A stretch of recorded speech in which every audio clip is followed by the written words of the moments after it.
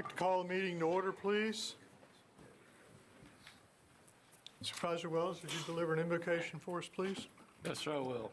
Let's bow our heads, please. Dear Heavenly Father, bless this group as we gather together to discuss our community and to do the good things that we can together, to work arm in arm. Help us to be thankful for all the blessings we do have. Thank you for our service personnel. Thank you for our police and our fire, all of our teachers, our students, people in our community. We are a very blessed community. Thank you for all that you do for us. We ask your blessings to continue on Frederick County and on the people of Frederick County. In God's name we pray. Amen. Amen. Vice Chairman Lofton, would you lead us in the pledge, please? Stand and face the flag for our pledge. To the flag of the United States of America and to the republic for which it stands, one nation, under God, indivisible, with liberty and justice for all.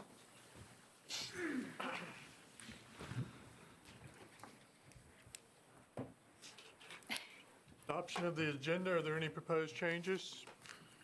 No, sir, Mr. Chairman. All right. Would entertain a motion to adopt the agenda as presented. So moved, Mr. Chairman. Motion and a second. Second. Second, any discussion? All those in favor, aye. Aye. Opposed, no. Consent agenda, tabs A through I are proposed. Are there any proposed changes? No, sir, Mr. Chairman, I did want to just point out that amongst those consent items, there's a proclamation declaring April 1st through 7th Local Government Education Week. That's been done at the state level, and we would be doing it here locally, and we have a number of activities that we're going to try and do to increase awareness of what we do and the functions we provide. Excellent, thank you, sir. How would the board like to handle consent agenda? Move for approval of consent agenda. Motion to approve, is there a second? Second. Mr. Chairman. Seconds, any discussion? All those in favor, aye. Aye. Opposed, no. Consent agenda is adopted. That will bring us to the citizen comment portion of the meeting for any issue that you would like to discuss that is on the agenda but not subject to public hearing. If you would call them out for us, Ms. Phillips. The first one is Kathleen Bokert. We could have your name, magisterial district, and limit your comments to 3 minutes or less, please. Hello, my name is Kathleen Bockert. I'm actually a citizen of Winchester City, but I work for Frederick County Public Schools. My name is Kathleen Bockert, and I have been an instructional aide with Frederick County Public Schools for almost 10 years. I've had the pleasure of spending the last 4 at Robert E. Ayler Middle School. I found that Ayler Middle School has the most amazing group of teachers, administrators, and support staff that any school could have or wish for, but there are problems. Problems that no teacher, staff, or student willing to learn should have to deal with. This Board of Supervisors falls on you. As most of my work is with special ed population, the current humming of box fans and beeping CO2 monitors is a real annoyance and hindrance to those students with attention deficit disorder. The air temperature at Ayler is inconsistent. It can be freezing in one area of Ayler and literally burning up in another. Students and staff never know what to wear. If you were to walk in a basement or room that smelled of mold, would you not leave and consider what possible solutions there are to this problem? Our students and staff have no choice but to stay. The smell at once in our school alerts you to problems with our building. Would you sleep or live in a home with no smoke detectors? I think not. But here at Ayler, we have no smoke detectors. And even though we have fire alarms, they notify no one. When an alarm is pulled, a call must be made to 911 for help to arrive.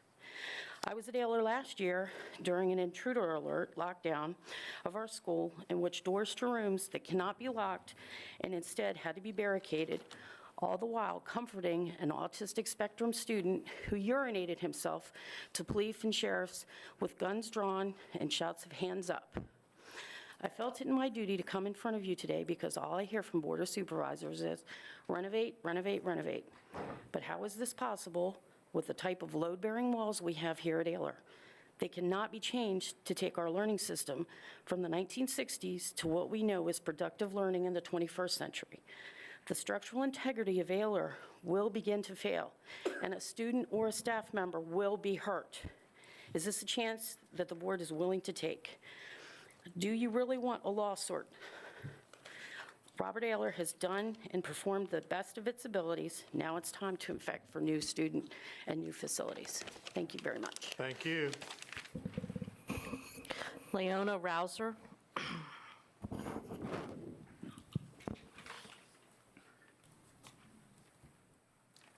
Hello, good evening. My name is Lana Rouser. I'm in the Back Creek District. I'm a school counselor at Ayler, and I am also a mother to a rising sixth grader and a freshman at Sharando High School who did 6th, 7th, and 8th grade at Ayler. Our student council recently asked, what can we do to help all of our students feel welcome, included, supported, and cared about at Ayler? Our building is old and in need of replacement. I won't go into the details about what we need to have fixed or replaced. You've already heard all of this, and you're going to hear more of it tonight. What I can tell you is that our students don't feel that our school is welcoming, and as a school counselor, I hear that daily. It's too run down, it's dark, it smells, it isn't safe. And starting in the fall, we will begin rotating by grade level students out to one of 12 trailers. Our blacktop has been totally removed, and for some of our students, this was a place where they really enjoyed spending time, and now that is gone. The real issue for me, though, as a counselor, is the damage that's being done to my students' self-worth. They feel devalued and invisible. They come to school in a building that is shamefully outdated.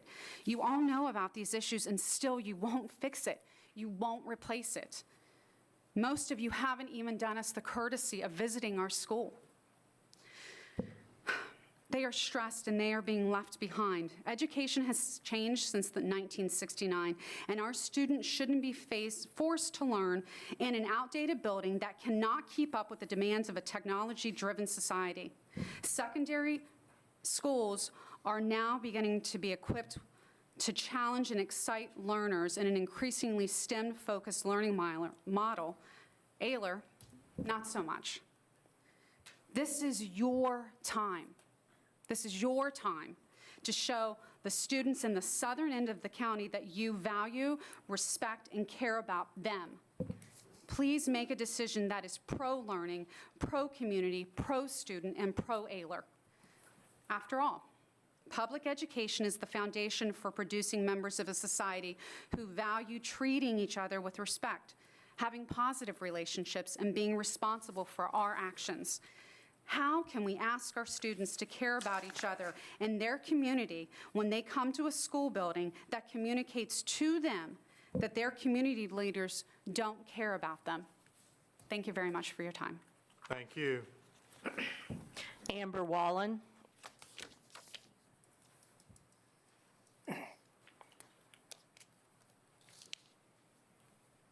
Hello, my name is Amber Wallen, and I live in the Opeckin District.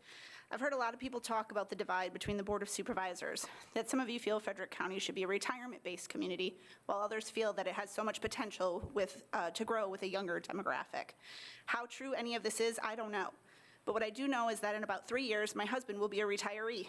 He'll have spent 20 years serving his country in the United States Coast Guard, and he'll be ready to retire, and we get to decide if this community meets our needs. My traditional age retired mother, who we've been blessed to have move with us around the country, will decide this too. In that same aspect, we would become a permanent member of that growth population of a younger generation that is continually discussed. And the discussion at our kitchen table as a family last week was a genuine discussion about whether or not Frederick County meets our needs.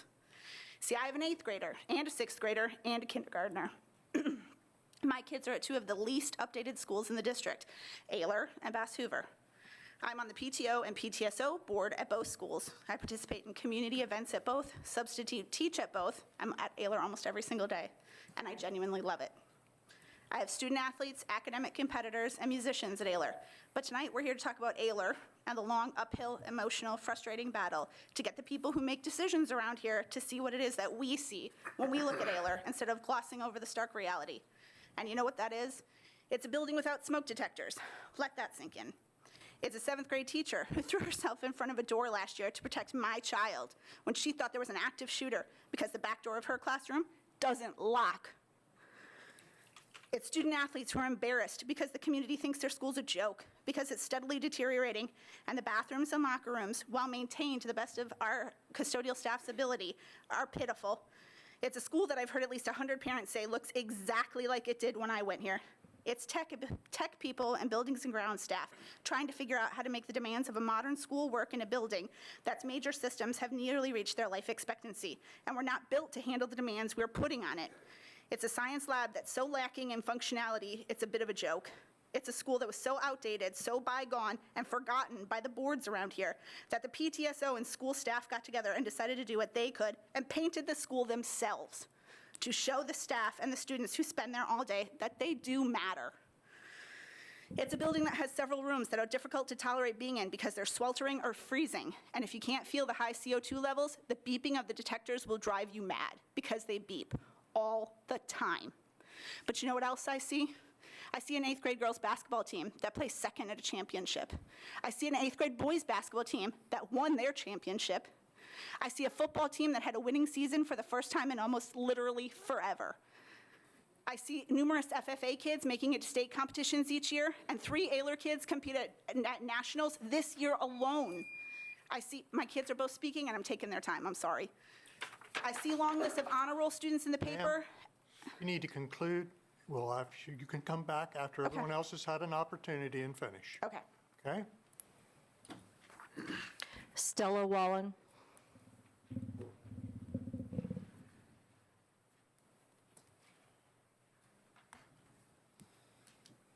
Hello, my name is Stella Wallen, and I'm from the Apekin district. When I come to school every day, I want to be able to stay warm in my classes. I also want to be able to hear my teachers instead of hearing the beeping or a loud fan from the CO2. And I don't want to have my health class in the wrestling room because the CO2 levels are too high in the trailers. Because it's very distracting when there are 2 teachers trying to teach at the same time, but being only divided by a small dividing wall. My family is a military family, and we move around a lot. When I moved here, I was worried about 6th grade and going into middle school, but I love it at Ayler. I love the teachers, the staff, the clubs, and the sports. I feel that the school should have better protection and do more drills for our safety. I don't feel the drills we do will help us in a real situation. Another concern I have is that in some parts of the school, the floor is hollow. For instance, last year, the girls' locker room had a hollow spot. And as the year grew on, it turned into a bubble. They fixed it over the summer, but my concern is that the other hollow spots in the school will do the same. I love the school and would stay here if I could, but I want a better learning environment for all the students that will come after me. Thank you. Thank you. Well done. Jessica Shostak.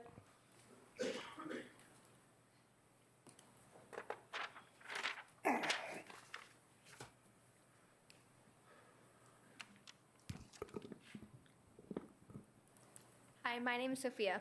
My name is Jessica, and we are from the Back Creek District. We are here to speak up for the students and staff of Robert E. Ayler Middle School.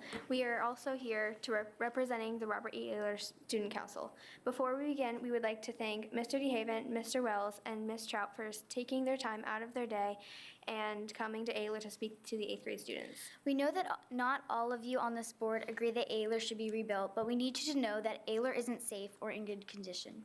We know that most of you think that Ayler should be renovated, but the 49-year-old walls in the school are load-bearing. This means that if you were to renovate Ayler and take down one wall, the roof and ceiling would cave in and collapse. With this being said, we invite you all to shadow or spend the day with us at Ayler. Not just a short visit, but a day with classrooms full of students. I have 2 little sisters, one coming to Ayler next year and the other one coming to Ayler in 2024. I'm hoping by 2024 she can go to a safe and healthy school. She deserves better. Thank you. Thank you. Good job. Adeline Wallen.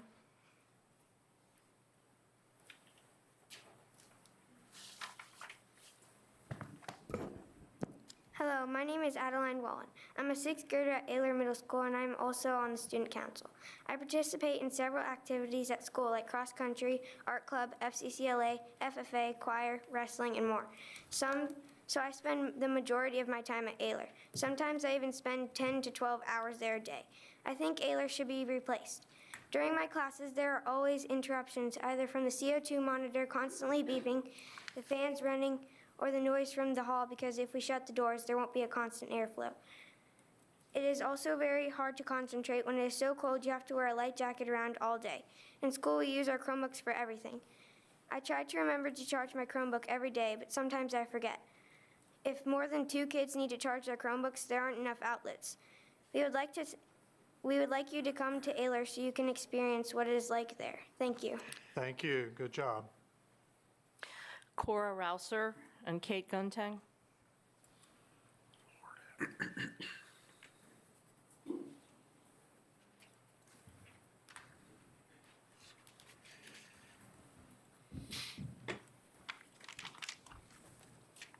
Hi, my name is Cora Rouser. And I'm Kate Guntang. I'm a rising 6th grader that will be attending Ayler in the fall. I'm also the daughter of one of the school counselors there at Ayler, Lana Rouser. I'm speaking here today to raise awareness to build a new Ayler Middle School. You see, the present Ayler has a lot of issues. As an artist, I am inspired by my surroundings, and it is hard to create a work of art in a dark, musky room. Also, as a student, it's difficult. Imagine yourself trying to work in a room with bad lighting, and the school looks sad and depressed this way. Coming from a student that will be attending Ayler, I'm not very excited to be spending my Ayler experience in trailers that will be destroying the blacktop, because in the end, it comes down to the kids. Ayler should be rebuilt, not in 5 years, not in 8 years, but now. Ayler should be and feel like home to all students. I'm in 5th grade and going to Ayler next year. Fellow students and I are scared to go to Ayler, not because of the school change, but because particles fall from the ceiling gym and things fall apart all the time. It's also more than 49 years old and never been renovated. It's one of the oldest buildings I've ever been in. When you walk into the school, it smells like mold. Also, some people get dizzy and feel like they're about to throw up. You should not feel like that in a middle school. Some doors don't lock or even have locks. That makes me feel very unsafe. I will not be in the new school if there is one, but my 5-year-old sister will. All I'm asking for is a new safe Ayler. I hope you won't turn it down again. Thank you. Very nice, ladies. Thank you. Maura Guntang.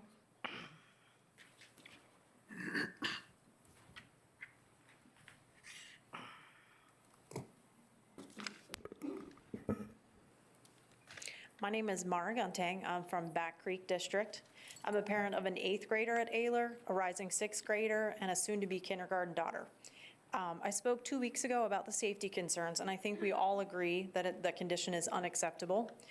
Since the school is almost 50 years old with little to no renovations, our kids are in a building that's beyond repair. The Band-Aid put on by the CO2 problem of using loud beeping monitors is a huge distraction for my daughter. Also, if the levels in their classrooms go above the safe levels, they must be displaced into another classroom, which is even more disruptive to their concentration. We are very involved in many activities in and out of the school and have visited many other of the county schools. My kids are always noticing all of the other schools are up to date, while their school has the same things it did back in 1969 when it was used for over 50 years of students in and out. As a response to the gentleman at the last meeting that spoke, my family too are taxpayers, and I think it's fair for us to have all of the same opportunities that everybody in the county does. And in a healthy and safe school, just like everybody else does. I'm asking each one of you today, when you make this vote, to think about if it was your child in this school, how you would feel and what you would do. I just also wanted to thank the school board for voting Ayler as #1 on the capital improvement plan. I completely agree with you. Thank you. Kyle Sake.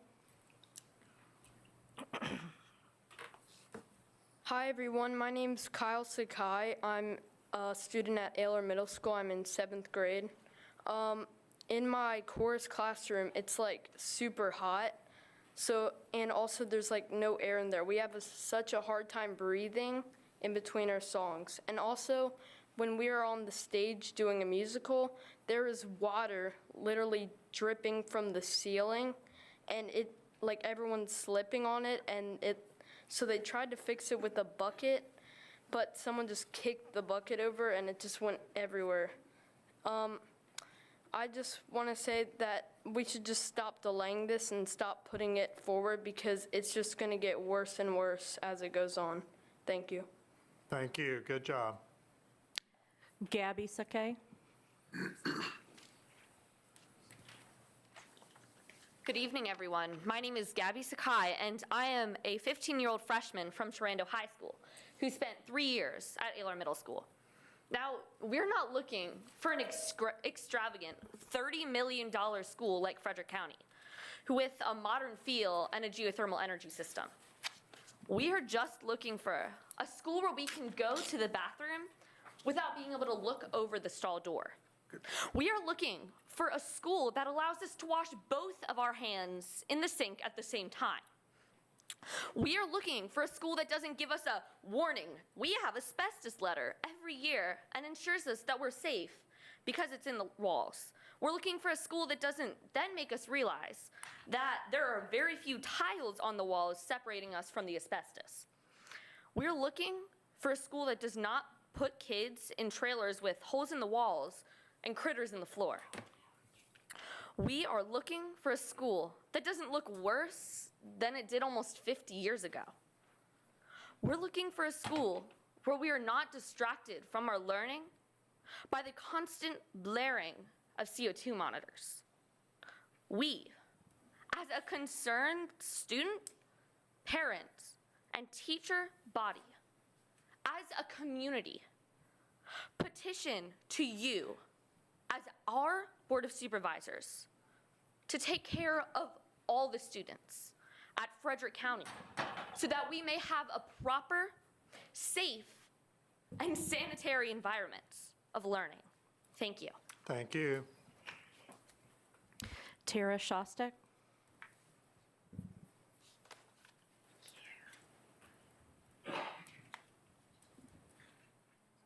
Hi, I'm Tara Shostak I'm with the Back Creek District, and I can't think of anybody harder to talk after than Gabby. So all the kids did a fantastic job, and I think that you should really take into consideration that you've got a bunch of middle schoolers who are getting up in front of you all, which is, it's intimidating for me, it's intimidating for the other parents, but if you've got these kids that feel so passionately about this, that they're willing to come and talk to you in front of this crowd of people, you really need to take that into consideration. Ayler is in desperate need of replacement, as everybody has already said. I can see over the stall doors in the restrooms. I know I'm pretty tall, but that's ridiculous. There are sinks that have one faucet of cold water.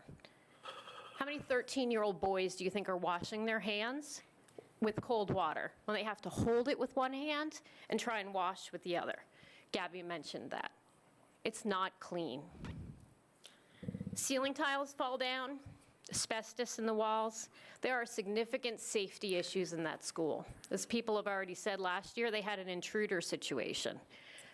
Wasn't an actual intruder. The kids didn't know that.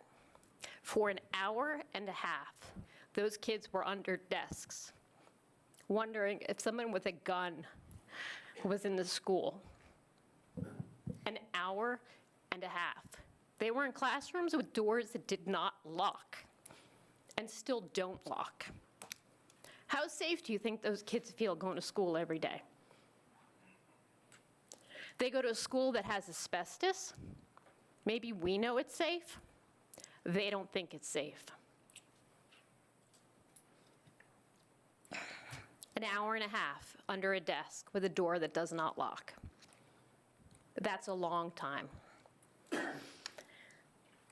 Anxiety and stress are increasing in our students. I can only imagine the extra stress and anxiety that the kids at Ayler are going through. CO2 monitors that beep every 45 seconds all day long. If your fire alarm starts to chirp, usually 2 o'clock in the morning, the first thing you do is say, wow, that is annoying. Months, these kids have listened to a CO2 monitor chirp every 45 seconds. Daily reminder, minute by minute reminder of how unsafe and unhealthy the air quality is in that school. 45 seconds, an hour and a half under a desk with doors that don't lock. The school needs to be replaced. Thank you. Thank you. Annie Jones.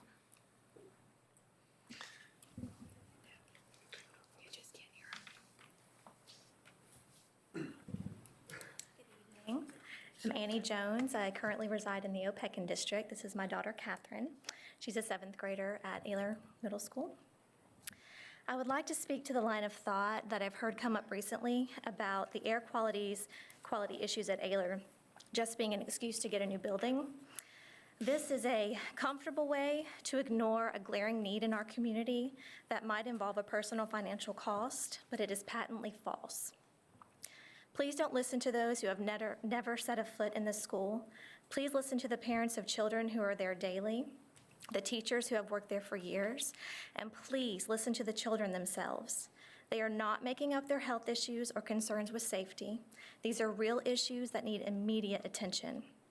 Personally, I could care less about a new building.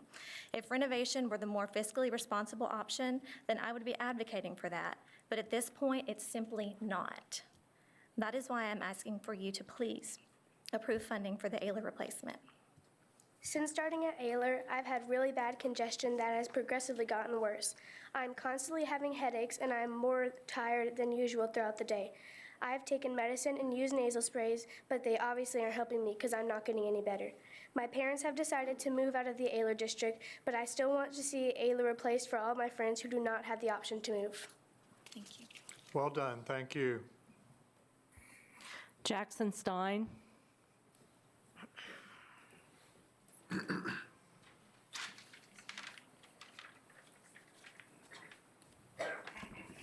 I'm Jackson Stein and I live in the Opequon district. I'm currently a 5th grader at Middletown Elementary and will be going to Ayler next year. We recently took a field trip to Ayler and I was very concerned about the air quality and safety of the school. I have a chronic illness called cyclic vomiting syndrome. My illness makes me get sick when I am nervous, stressed, or excited. I miss a lot of school currently, even though I'm in a building with healthy air. I am concerned that the air quality at Ayler will make me feel sicker and miss even more school next year. 1 month ago today, my cousin down in Florida was running from a gunman in his school. He survived, but many of his classmates and his teachers did not. The safety of Ayler is very poor, and that scares me. Many of the classroom doors do not lock. Adding the trailers would not be the safest idea either. The only solution is to build a new school. Even if a new Ayler is built, I will be too old to go there. I care about others, and that is why you need to approve the replacement building. Every student should have the right to be in a safe school and breathe healthy air. As a student, I have to prepare for my test by studying and planning ahead. That's how I get A's on my report card and become a better student. The county needs to do the same. They need to prepare for the future. If the county studies the facts and plans ahead, then they will give their students a better education because children are the future. Thank you. Thank you, Mr. Stein. Good job. Eva Stein.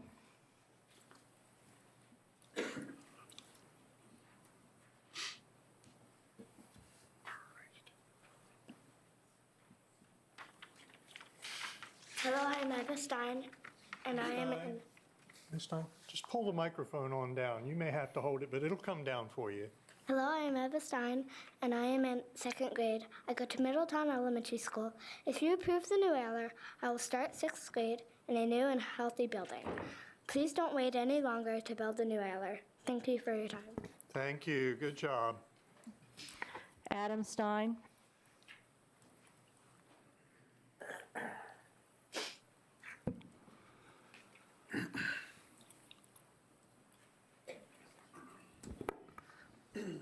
Good evening. Thank you for the opportunity to share thoughts with you tonight. My name is Adam Stein. I live in the Opequon district with my family. My children attend Middletown Elementary School. I consider myself very lucky to be a product of the Frederick County Public School system. I attended Bass Hoover Elementary, Ayler Middle, Sharando High School, and I've lived in Stevens City most of my life. Middle school is a very important time for me, as it is for many. It's a time of change.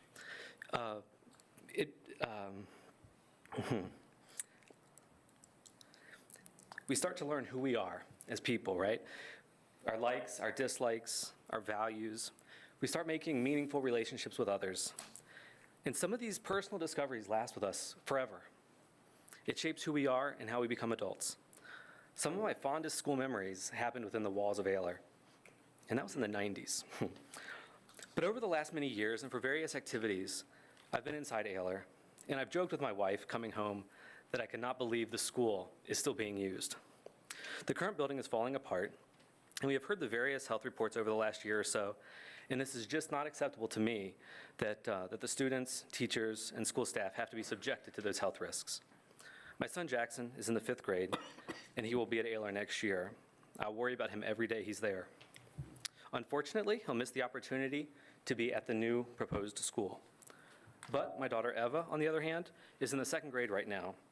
If the proposed timeline with full funding is approved, she would be in one of the first classes to be held at the replacement for Ayler Middle School. I'm hopeful that at least one of my children, as well as many other students in the county, will get to experience their middle school years in a building designed to prioritize learning in a healthy and safe environment. So I ask each of you to do what is necessary to fully fund the Ayler replacement school. Thank you for your time. Thank you, sir. And Agregard?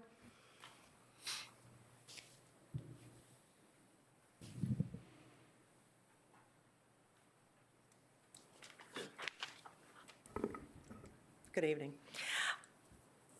I truly hope that the board will consider funding the funds for a new Ayler Middle School.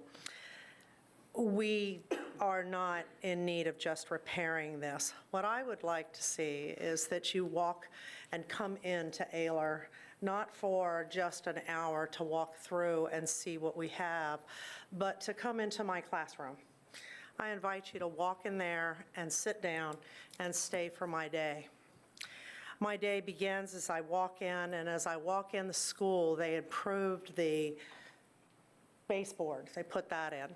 But as I go down the ramp, I look up every morning. I invite you to look up, and you can see where there's a big gap, and it bends in, and it's breaking. The heat unit in my room makes noises. That's when my heat unit works. My room fluctuates from 86 degrees down to 65 degrees. That drop can come within a 20-minute time frame. There are many of my students sitting there. Ask one of them. The heat unit does make noises. The big joke in my room 3rd period is that we have rats. I tell them, no, we don't have any rats. It's just the heat unit that's going bad. They replaced the motor about a month and a half ago. The electricians got in there, and they looked at it, and they said, my gosh, this thing hasn't been replaced since 1969. They were shocked. I wasn't. Speaking of shocks, the other week, about 2 weeks ago, a student of mine got shocked in one of my 3 outlets. I actually have 3 outlets, not 2. 3 outlets, and the one outlet shocked him. I had to stop what we were doing, call the office, get the nurse, because that's a shock, and then they put tape over my stuff, and by the next morning, they came in, they replaced it. I happened to be there because I get there at 7 in the morning, and the statement was, as they were taking it apart, my gosh, this hasn't been changed since 1969. So help me.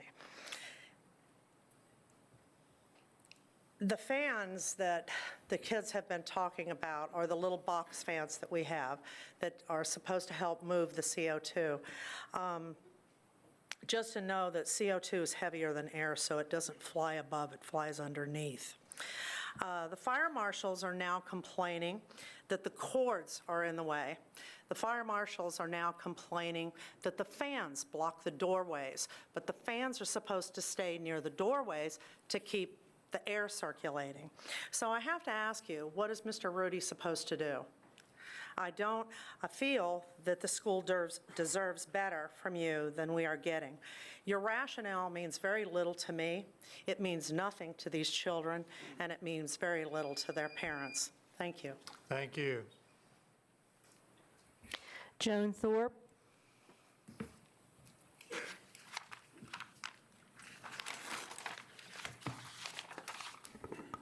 Hello, my name is Joan Thorpe, and I'm from the Back Creek District.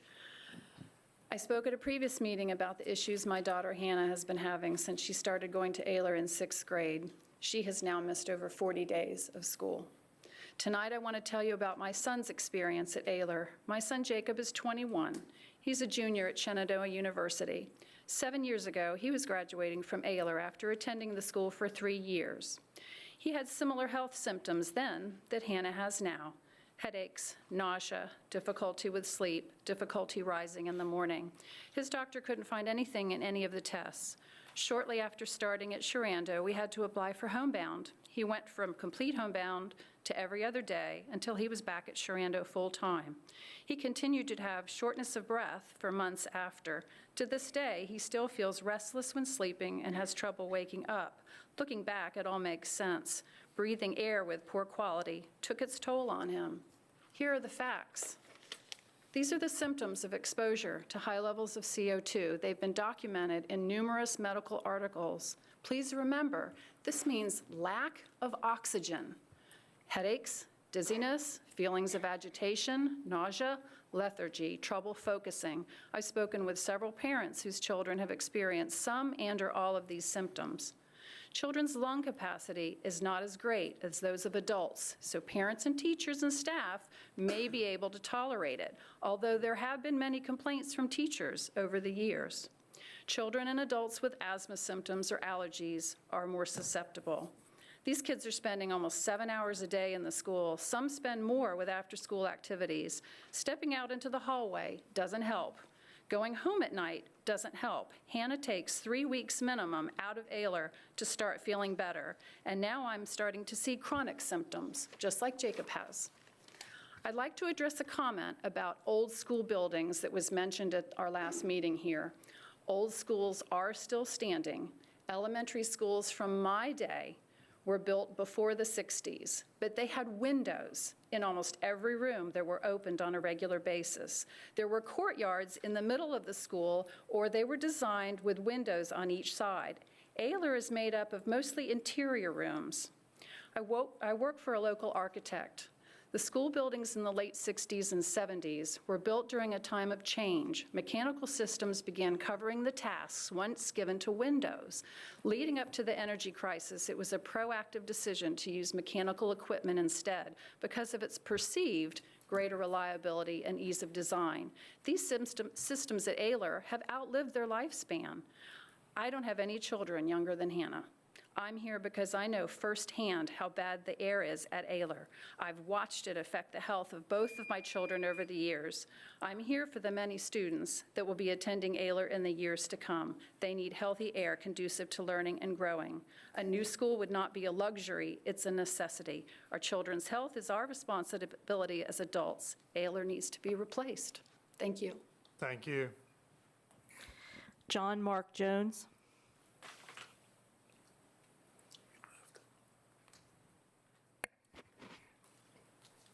Try again. John Mark Jones. Okay, we'll move on. Hannah Cadd.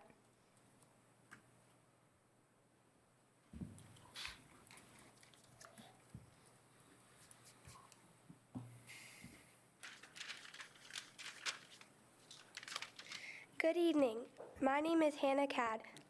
I attend Amelbird and I'm in 6th grade. I'm here today to discuss the issues going on at Robert E. Ayler Middle School. I attended Ayler from September until January of this year. I recently moved to Amelbird due to other circumstances. I experienced health issues while attending Ayler. I had dizziness, nausea, headaches. I always felt tired. I started wheezing, was often short of breath. I coughed frequently and my nose was always stuffy. Since I moved to another school, I have not had to take any of my medicine my doctor gave me for allergies and my new diagnosis of asthma, and I physically feel so much better. I don't understand why the issues haven't been taken care of. I am concerned for my friends, my old teachers, and all the other kids that go there every day. I ask that you consider rebuilding a new Robert E. Ayler Middle School instead of trying to fix the old building with so many problems. Thank you for your time. Thank you. Good job.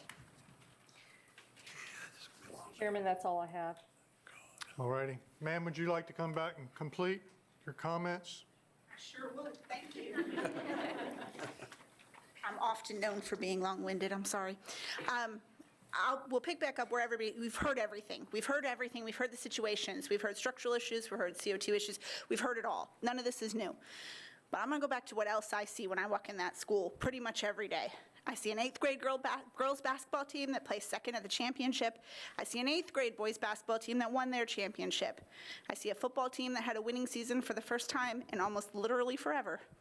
I see numerous FFA kids make it to state competitions each year, and 3 Ayler kids compete at nationals this year alone.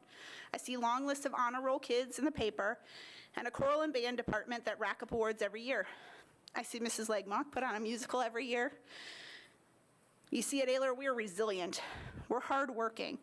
We are middle class, salt of the earth kind of people. But that shouldn't punish us, because we can, and we have for many years, many, many years, gone with the flow, not made waves, and made do. We watched Ayler get put on the capital improvement plan and knocked off so many times. We watched others' needs come first. We watched little repairs become bigger ones, and a constant state of degradation become the norm, the average, the expected. You see, Ayler isn't like the 50 to 100-year-old school a community member at the last meeting referred to as still in first-class condition. You know why that school is still in first-class condition? Because the community believed in it. It nurtured it, it fixed it up when it got knocked down, it made it feel important, valued, loved. That let it keep going, keep giving back. Ayler's had no such love, value, importance. No one has helped it up as it got beaten down over the years. And now that it's out in the light, glaring, stark, in the paper day after day and all over social media out there, it's hard to look at. It's hard to watch this fight. It's painful, emotional, sad, and sometimes a little disgusting for me to see how difficult it is for Frederick County to invest in their own future by investing in their schools. I don't have all the answers, and I can see how after Frederick County Middle was handled, there are reservations about allowing the school board to build again. But we need you to hear us. We need you to see what we see. We need you to say it, that Ayler is not okay, but that despite that, we rally, and we give you a lot of things to be proud of. We need to be seen, heard, acknowledged, and supported. And if that doesn't happen, you'll begin to lose people. Remember how I talked about retiring? You'll lose my pediatrician who'll go to Loudon because schools are better there. You'll lose my neighbor who's choosing to build in a neighboring district because haven't you heard how bad Ayler is? You'll lose me and my family to somewhere where educating my 3 kids is a virtue to be invested in. And you know what? You'll lose the retirement community too, because if you think a mama bear is protective, you should see a grandmama bear. Thank you, ma'am. Board of Supervisors comments, are there any? Mr. Chairman, Supervisor Loft. if I may, I keep hearing the recurring theme of lack of maintenance at Ayler School. I hope the schools have some kind of response to indicate that this is not a trend at the other schools. That's my comment. Anyone else? Thank you. Supervisor Lofton, you want to help me? Mr. Dove, would you join us, please, sir?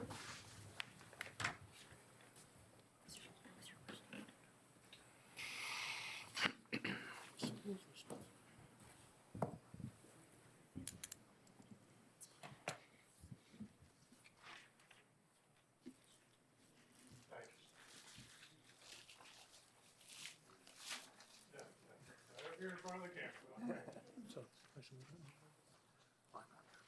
Thank you. Frederick County Resolution of Appreciation for Joseph G. Dove. Says Joseph G. Dove served Frederick County, Virginia for approximately 25 years as an employee of the Northwestern Regional Adult Detention Center. And whereas Joseph G. Dove began his career as a correctional officer in 1992, received promotions to Correctional Officer 2 in 1995, Correctional Officer 3 in 1997, Sergeant in 1998, and Lieutenant in 2005. Whereas during his tenure, Joseph G. Dove progressively took on additional responsibility, extra assignments, and was noted for the accuracy of his work as well as his superior communication skills. And whereas Joseph G. Dove was an effective leader and team player who excelled at multitasking of the various required duties and was widely recognized as one who could be depended upon to help others in a time of need. Now therefore be it resolved that the Frederick County Board of Supervisors extends its sincerest thanks to Joseph G. Dove for his dedication and dependability and wishes him all the best in his future endeavors. Be it further resolved that this resolution be spread across the minutes of the Frederick County Board of Supervisors for all citizens to reflect upon the accomplishments of this public service. Adopted this 14th day of February 2018. Congratulations. Well done.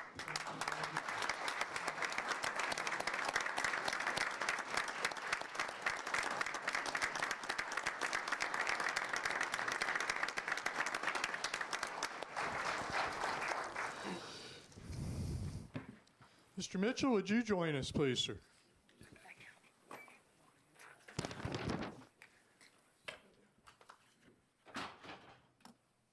Thank you, sir. The Employee of the Month Award Program recognizes county's employees as an important and valuable resource. On behalf of the Board of Supervisors, it's my pleasure to present Travis R. Mitchell for consideration as Employee of the Month for the March 18th, 2018. Travis R. Mitchell served as a deputy with the Frederick County Sheriff's Department. Early in 2017, Deputy Mitchell, who's assigned as a school resource officer at Frederick County Middle School, along with the director of Bright Futures, began exploring the idea of a lunch buddy program. The goal was to create a mentoring program with elementary students, develop stronger relationships between the community and law enforcement, all while providing students with a positive role model. The program requires a deputy to have lunch with students 1 or 2 times a month. Deputy Mitchell began a trial run in 3 elementary schools with great success. At the end of the 2017 school year, the program was expanded to all 11 elementary schools in Frederick County. Deputy Mitchell has recruited and mentored fellow officers, as well as officers from Middletown and Stevens City police departments. Deputy Mitchell continues to monitor the involvement of officers and has created an online tracking system to effectively monitor participation. So far during this school year, over 20 officers have participated in the program with positive results. It is Deputy Mitchell's proactive approach and leadership that has made this program successful. Travis R. Mitchell is hereby recognized as Frederick County Employee of the Month for March 2018. The Board of Supervisors extends its gratitude to Travis for his outstanding performance and dedicated service and wishes him continued success in future endeavors. Well done, sir. Thank you very much.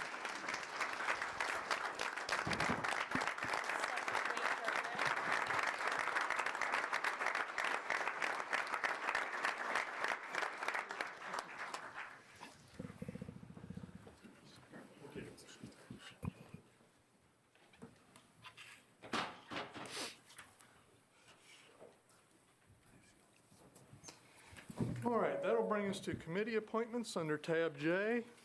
Hanley Regional Library, there are 2 applications received. Mr. Chairman, Yes, sir. I'd like to postpone this for 30 days, or for 2 weeks until our next board meeting. I understand that there were 2 people that made applications, only one was interviewed, and I'd like to see the other person have the opportunity to be interviewed. Is that in the form of a motion? Yes, sir. Second. Heard the motion and the second. Is there any discussion? All those in favor, aye. Aye. Aye. Opposed, no. Thank you, sir. Social Services Board, Redbud. We're still working on that, Mr. Chairman. I hope to have somebody here by the time the next Social Services Board meets, Thanks, which will be sir. in a month.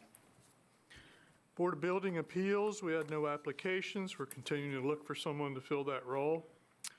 Frederick Water Board of Directors, reappointment, 4-year term, Chris Collins. How would the board like to handle that one? Mr. Chairman, if Mr. Collins is willing to serve, I'd like to see him reappointed to that position. I so move. Motion, is there a second? Second. And a second. Is there any discussion? Supervisor Trout? Aye. Supervisor Dunn? Aye. Supervisor Lofton? Aye. Supervisor Wells? Aye. Supervisor Slaughter? Aye. Supervisor McCarthy? Aye. Chair votes aye, and the motion carries. Chris Collins is reappointed for 4-year term. Parks and Recreation Commission, Redbud. The appointment is up for, in April. I think I will probably ask Chris Fortney to be reappointed, but we have not had a chance to formalize that. Understood. Thank you, sir. All right, committee business. Public Works Committee, adoption of revised charter for Shawnee Land. How would the board like to handle this one? Mr. Chairman, Yes, sir. I'd like to make a motion that the board adopt the recommended approval of the revised charter. All right, heard the motion. Is there a second? Second, Mr. Chairman. And a second. Is there any discussion? Mr. Chairman, Yes, sir. just for the record, I think that what Mr. McCarthy did and what Mr. Lofton does are fine. I still would like to see Shawnee Land have the opportunity to vote for their own people as opposed to being appointed. That's all. It's just a policy Good. issue. Any further discussion? All right, we're ready to vote. Supervisor McCarthy? Aye. Supervisor Slaughter? Aye. Supervisor Wells? Aye. Supervisor Lofton? Aye. Supervisor Dunn? Aye. Supervisor Trout? Aye. Chair votes aye, and the motion carries. Brings us to Public Works.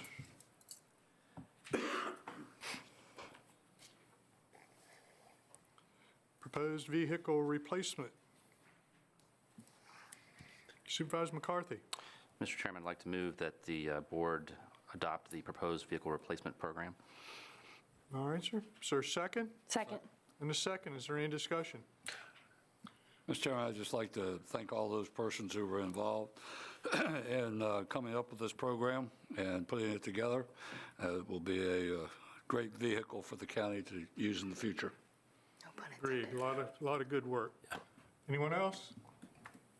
Supervisor Trout? Aye. Supervisor Dunn? Aye. Supervisor Lofton? Aye. Supervisor Wells? Aye. Supervisor Slaughter? Aye. Supervisor McCarthy? Aye. Chair votes aye, and the motion carries.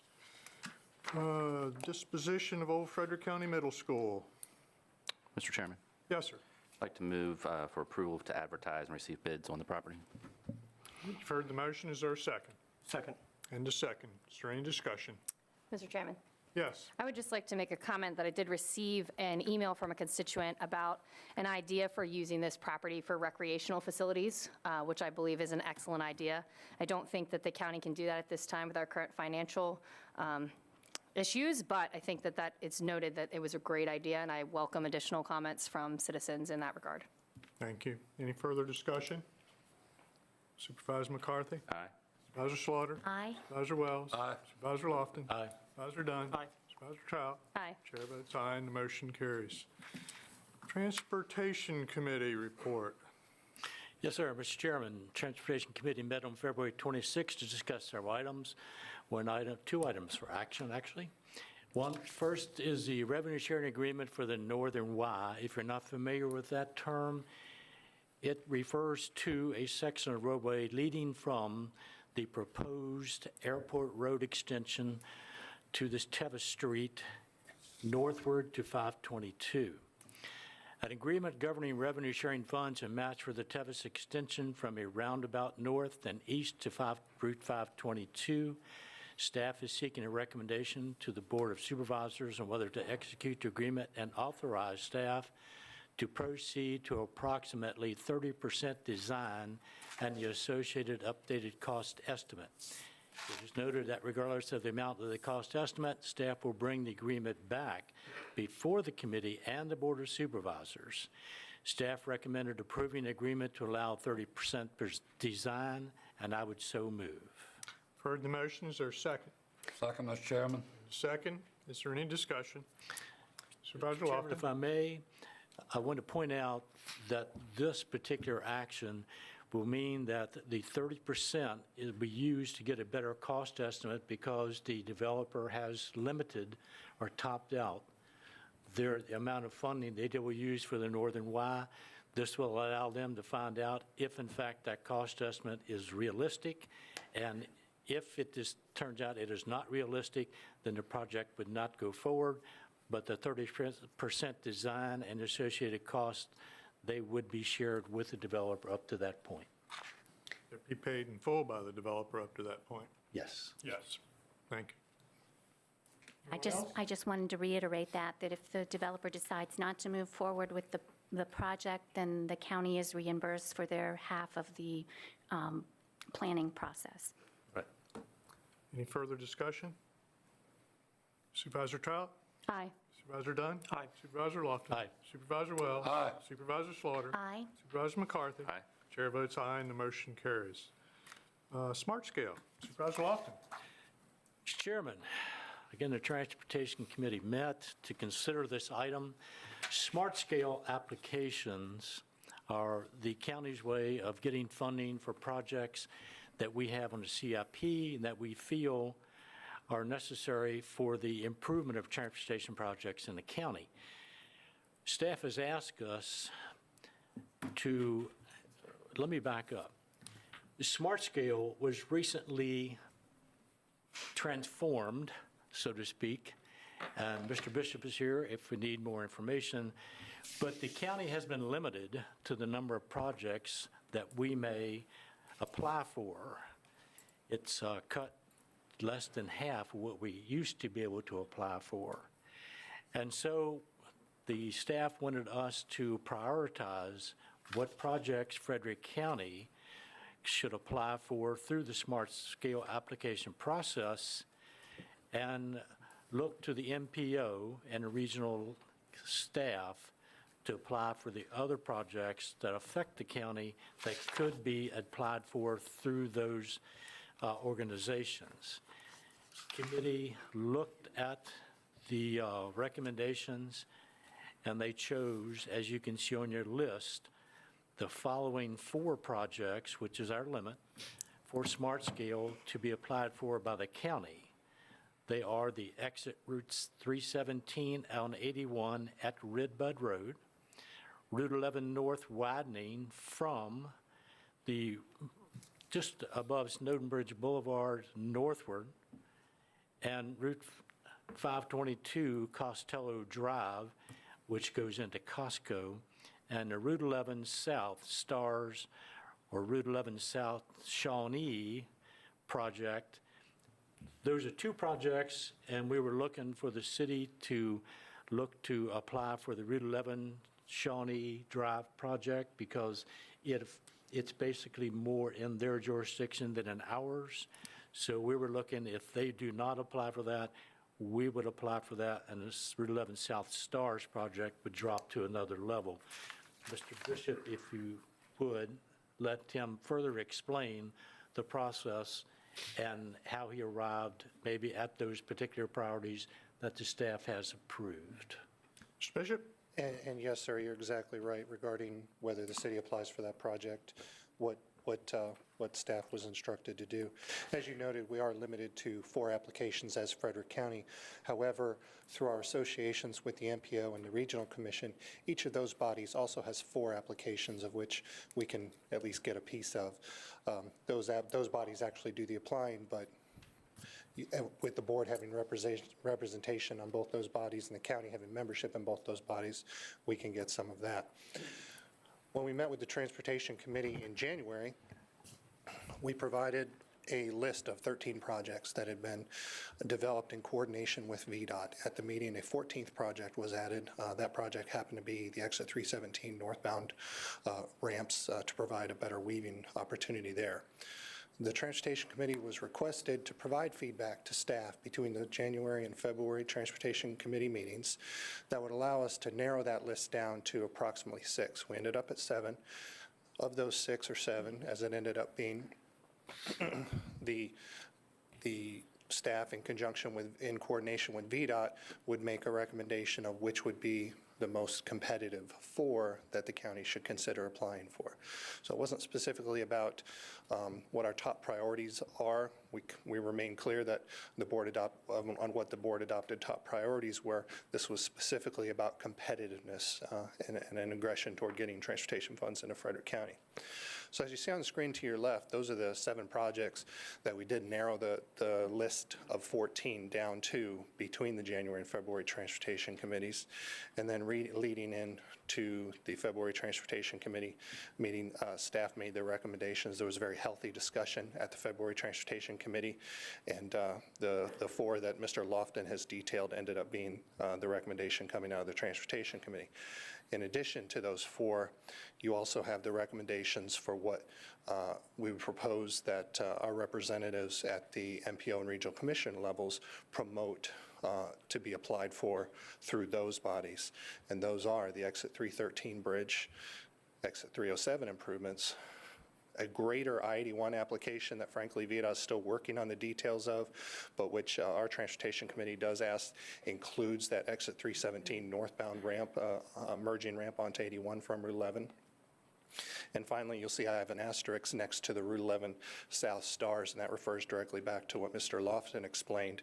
Depending on what happens on the city side regarding that Route 11 South Shawnee application, this project would either be something we would apply for on the Frederick County list, or we would promote it at the MPO level.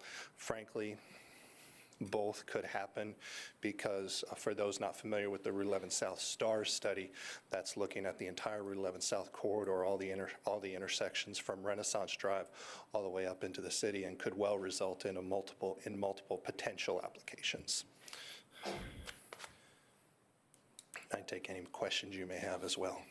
Go ahead. Mr. Chairman, Mr. Bishop, if you would, the Route 11 North lane widening, should you go into a little detail on that? Yes, sir. And I'll note that that actually wasn't one that we originally had proposed at the staff level as being terribly competitive because of its scope. It's a fairly expensive project over a fairly significant length from Snowden Bridge Boulevard all the way up to Old Charlestown Road. But the instruction we received from the Transportation Committee, we meaning myself and VDOT, was to kind of dive into that project and look for specific bites of it, similar to the Route 11 South STARS study, that could be competitive. So that's really focused right now around that Old Charlestown Road intersection. That's the hot spot for that corridor. We absolutely need the capacity improvement, but the ending application based on a competitiveness perspective will be focused around that intersection, while we will make clear within the application the need for the greater improvement, even though that won't be specifically what's applied for. All right, questions for Mr. Bishop? No, just a comment, if I may. Slaughter. In transportation meeting, we looked at the Route 11 and at the Old Charlestown Road, and specifically put emphasis on that area because of the new Snowden Bridge Elementary School that will be built here in the very near future, and the need for some traffic signalization and so forth to allow those buses to enter and exit in a safe manner. Yes, ma'am. So that was the emphasis for that end of that corridor being looked at first, realizing that we may have to take that project in 3 segments because of the limitations in funding. Thank you. Anyone else? Mr. Chairman, then, if there are no further questions, I would move that the Board of Supervisors recommend that staff apply through the Smart Scale application process the projects as outlined in your agenda packet. Heard the motion. Is there a second? Second, Mr. Chairman. And a second. Is there any discussion? Anyone? Supervisor McCarthy? Aye. Supervisor Slaughter? Aye. Supervisor Wells? Aye. Supervisor Lofton? Aye. Supervisor Dunn? Aye. Supervisor Trout? Aye. Chair votes aye, and the motion carries. All right, that'll bring us to a set of public hearings. 12-month outdoor festival permit request, Trumpet Vine Farm. Who's introducing?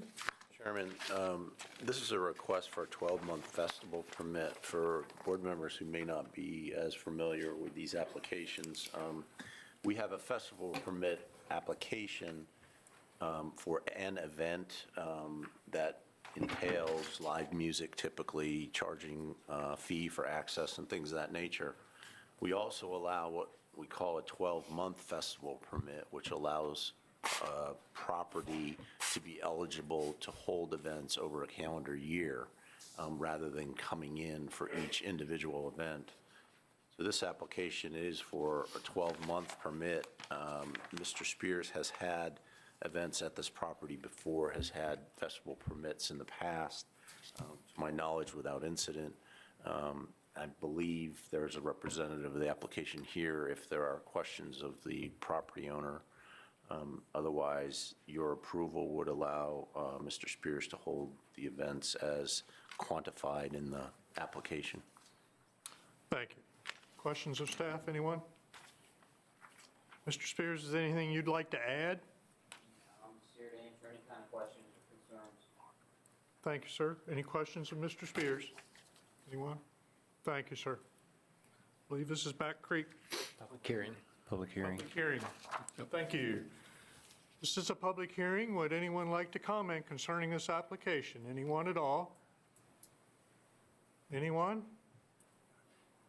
Seeing no one, we'll close the public hearing. Mr. Back Chairman. Creek. Yes, sir. Thank you, Mr. Chairman. I would note before I make this motion that Mr. Spears has initiated the CUP process for his festivals in the future for this, but until that process is through, we felt like the 12-month outdoor festival permit would make sure that he can continue to provide his events uninterrupted until that CUP is finished. With that being said, I would make a motion to approve a 12-month outdoor festival permit request of Trumpet Vine Farms, Mr. DeMarque Spears. Heard the motion. Is there a second? Second, Mr. Chairman. Is there any discussion? Supervisor Trout? Aye. Supervisor Dunn? Supervisor Lofton? Aye. Supervisor Wells?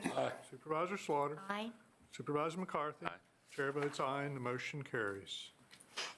Outdoor Festival Permit, Tyler Wakeman. Terry. Mr. Chairman, similar to the previous action, this is another application for an outdoor festival permit. This differs slightly in the one just approved in that this is for a particular event to be held in October. The Wakeland Tyler Wakeman event is a new one to us. I know that there are representatives of the application here. If there are questions, or I can try and answer any you might have of me. Questions of Mr. Tierney? I'll just bring everyone's attention that there was some clarification. It was in front of your position tonight for tab L. Mr. Wakeman, anything you'd like to add? Are there any questions of Mr. Wakeman? Thank you, sir. This is a public hearing. Would anyone like to comment concerning this proposed application of festival permit? Anyone? None at all? And we'll close the public hearing portion. Back Creek. Mr. Chairman, I would move for approval of the outdoor festival permit request of Tyler Wakeman Peak Leaf Music and Brewers Festival. Heard the motion. Is there a second? Second, Mr. Chairman. Second. Is there any discussion? Anyone? Supervisor Trout? Aye. Supervisor Dunn? Aye. Supervisor Lofton? Aye. Supervisor Wells? Aye. Supervisor Slaughter? Aye. Supervisor McCarthy? Aye. Chair votes aye, and the motion carries, and the festival permit is approved. That will bring us to outdoor festival permit request of Groves Harley-Davidson. Mr. Tierney? Yes, sir, Mr. Chairman. Again, another festival permit. This event is to be held Saturday, June 9th at the Groves Winchester Harley-Davidson. They've held numerous events out there over the years under the festival permit process and seem to run things fairly well without incident. Questions of Mr. Tierney? Anyone? This is a public hearing. Would anyone like to comment concerning this proposed festival permit? Anyone at all? Seeing no one, we'll close the public hearing portion. Yes, sir. No, if you would come forward, sir. We can't hear, and neither can the folks watching in. We appreciate your help. I just wanted to clarify that he stated June 9th, which is a rain date. The actual event would be Saturday, May 19th, is what the planned. That's what it says. June 9th only obviously occurs if we have to cancel on May 19th. No, you said the correct date was May, it's not May 19th? No, May 19th is the date he, June 9th I is a heard rain was date. June That was 9th, my error, but that's Mr. just the Chairman. rain Oh, date. no. It's Okay, written got it. correctly. It was ready to go. Right, it's written correctly, it's just, There you go. Okay, gotcha. I didn't want everyone to Thank think you it for was the June. clarification, sir. Appreciate your help. All right, is everyone clear? All right. Is there anyone else who would like to comment? We'll close the public hearing portion. Shawnee? Mr. Chairman, I move that we approve the outdoor festival permit request for Grove Winchester Harley-Davidson. Motion to approve, is there a second? Second, Mr. Chairman. Second, is there any discussion? Anyone? Supervisor Trout? Aye. Supervisor Dunn? Aye. Supervisor Lofton? Aye. Supervisor Wells? Aye. Supervisor Slaughter? Aye. Supervisor McCarthy? Aye. Chair votes aye, and the motion carries. And I think that we have a second one. Yes, sir, Mr. Chairman. This is another request for a permit from Groves, Winchester, Harley-Davidson. Same location, different event, different date. These dates are Sunday, June 16th and June 17th. Again, numerous events at the location and no issues. Thank you. Questions for Mr. Tierney, anyone? All right. This is a public hearing. Would anyone like to comment concerning Harley-Davidson's, Groves Winchester Harley-Davidson Outdoor Festival permit request? Anyone at all? Seeing no one, we'll close the public hearing portion. Shawnee again. Mr. Chairman, I move we approve the second Groves Winchester Harley-Davidson Outdoor Festival permit for June 16th and 17th. Thank you. Motion to approve, is there a second? Second. Second, any discussion? Seeing none, we're ready. Supervisor McCarthy? Aye. Supervisor Slaughter? Aye. Supervisor Wells? Aye. Supervisor Lofton? Supervisor Dunn? Supervisor Trout? Aye. Chair votes aye, and the motion carries. All right, Supervisor Trout? I want to disclose for the record, relative to this item and pursuant to the State and Local Government Conflicts of Interest Act, that I am employed by Frederick County Public Schools as a teacher, and therefore am a member of a group who are or may be affected by the item, and that I am able to participate in the transaction fairly, objectively, and in the public interest. Thank you, Mr. Chairman. Thank you. It's proposed school bond financing by the Board of Supervisors, County of Frederick. Mr. Tierney. Mr. Chairman, this is a request to issue bonds in the amount of $27 million for the construction of the new school. I want to point out there's been some confusion with some of the figures in the bonding documents. As the board is well aware, in the past you appropriated $27 million for the construction of the school.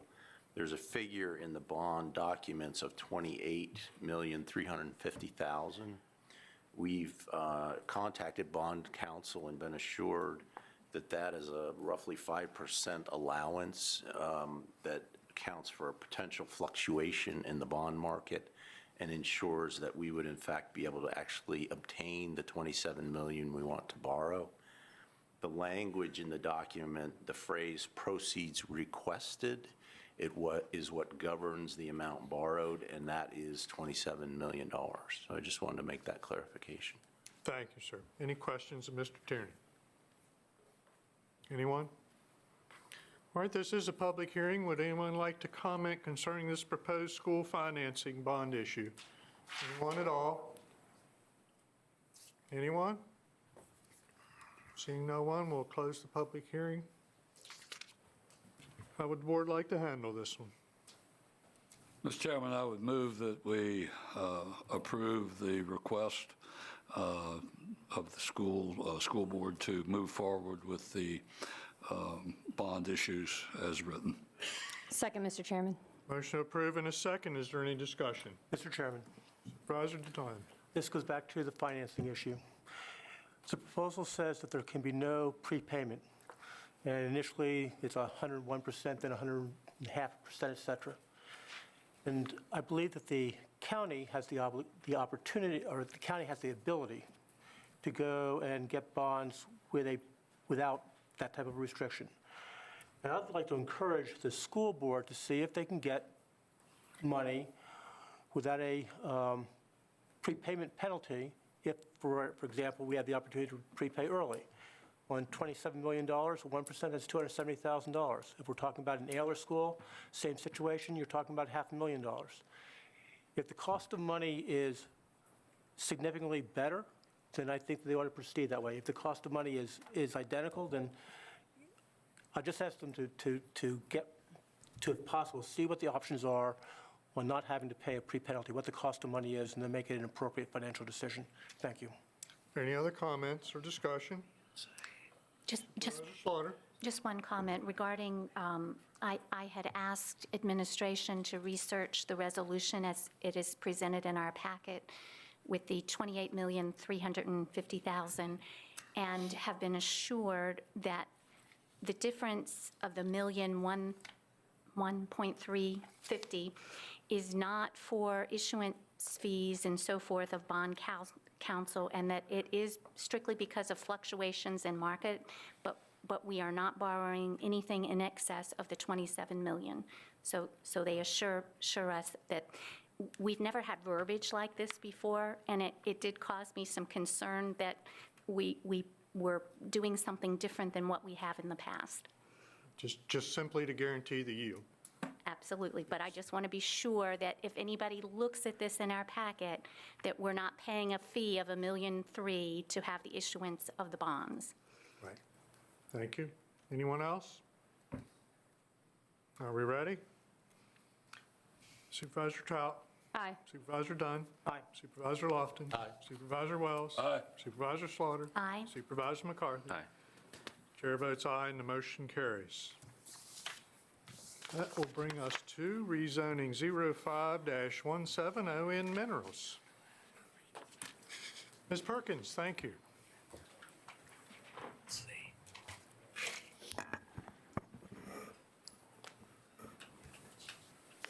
Excuse me. This is a request to amend the proffers associated with rezoning number 03 of 2006, which was approved back in 2008. Now, with this amendment, the applicant is seeking to revise proffers pertaining to the view sheds plans that were previously proffered, berm heights and installation timing, removal of a landscaping exhibit, and cemetery access. If I can direct you to the screen on your left, just to point out the properties. The main property we're talking about is the Middle Marsh property, which is located on both sides of Chapel Road, which goes through the property in that location. Now, this is the generalized development plan that was proffered with the application. It's hard to see, but a copy was in your agenda.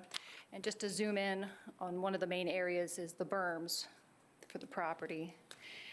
And just to give reference, this is berm D, and there's sections 1, 2, 3, and 4 as shown on the applicant's GDP. You have section 1, which is the area behind Western View subdivision, section 2, section 3, and section 4. And I'll go into those in a little more detail. Now, first I want to go over the berm timing revisions they're proposing. Now, originally proffered, berms C and D, shown under Phase 2 plan, were to be installed no later than 10 years prior to the commencement of mining north of Chapel Road. Now, this proposed amendment states that the berms would be installed after permitting and 1 year prior to the extraction of materials for processing. Now, staff would note that this greatly reduces the timing for the landscaping to become established to provide greater screening. It also appears to allow for some earthwork that could be a little greater than what was expected prior to the berm installation. And also, there's no timing now for berm C, which is the 10-foot berm south of Chapel Road. Now, for the height revisions, under the viewshed plans, there was 12 of them. The berms were proffered from a range of 30 feet down to 10 feet as shown on those different viewshed plans. Now, the proposed amendment includes 9 viewshed plans and proposes text that states a combination of landscaping, earthen berms, and fencing shall either be maintained or installed as depicted on the amended GDP. Now, just to go through those areas of the berm, berm D, section 1, which as I stated is the area behind the Western View subdivision, that was proposed originally as a 30-foot berm. They are proposing to reduce that to a 15-foot berm. Berm D, section 2, just for reference again, is this section here. Now, this revision shows a 30-foot berm, which I would note is consistent with the approved rezoning. However, there is now language in that statement that could reduce the berm height down to as little as 10 feet based on whether or not that berm would encroach on the cemetery or the stream area. So there's really a great range of what that berm could actually wind up, anywhere 10 feet to 30 feet. You have berm section D as well as berm C, which is the area north and south, my outline tool, sorry. The area on Chapel Road, north and south of Chapel Road. Now, berm D, which is the area north of Chapel Road, shows a 10-foot berm, which is consistent with the approved proffer. However, you have berm section C, which is the south of Chapel Road berm.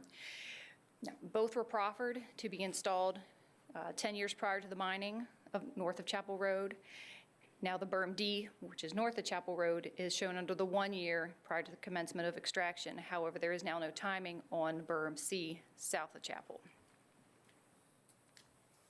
And then berm D, section 4, which is proffered now at 20 feet, that is consistent with the approved rezoning. Now next, cemetery access. The revision seeks to relocate the Marshbrook Lane access to Chapel Road. The approved proffers stated that the applicant would improve the right-of-way so it could be used for access and that the applicant would provide continued maintenance.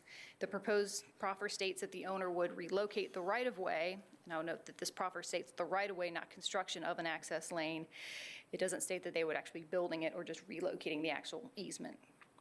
It also removes the timeline, which was 12 months from cemetery restoration, and now there's no trigger for the completion of the relocation. I just want to do a point of clarification for the site access, because we've heard some questions over this process about where they can access it.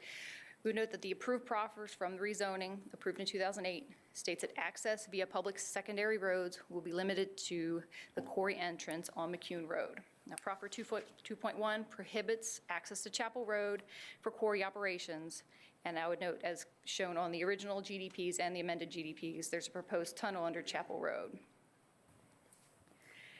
So Planning Commission held a public hearing November 15th, 2017, and they postponed it for 90 days to provide the applicant additional time to work with the neighbors. They had a second public hearing at their February 21st, 2018 meeting, and then at that meeting they discussed the proffers dated February 14th, and they did recommend denial of the application. I would note the applicant has submitted revised proffers following that meeting, which are in your agenda dated March 2nd. So tonight we are seeking decision from the board on this proffer revision. I'll be glad to answer any questions, and Mr. Ty Lawson is here on behalf of the applicant. Thank you. Thank you. Questions, Ms. Perkins, anyone? Supervisor Dunn. Yes, sir. Ms. Perkins, on berm C, not D, can you tell me approximately the length and how much of that has been completed now? Do you know? That goes from the existing site up to... Let me come back here to the GDP.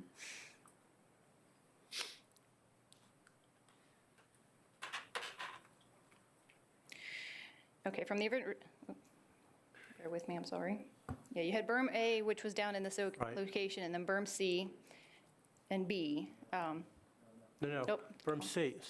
C goes from Chapel Road south. Right. Right, this here. My drawing tool is not cooperating, my apologies. Right, berm C in this area. We've received site plans for portions of berm A and berm B. I'd have to defer to the applicant, their timing on berm C. Okay, and berm B is south of that? B is in Bravo? Yeah, berm B runs this way. Okay, thank you. Thank you, Mr. Chairman. Other questions, Ms. Perkins, anyone? Thank you, ma'am. Mr. Lawson? Thank you, Mr. Chairman, members of the board. Ty Lawson here on behalf of Carmose. There'll be three of us speaking tonight. We're going to start with Michael Wilmoth, who will run through the presentation. And Mr. Dunn, I'm sure he'll be able to answer your question.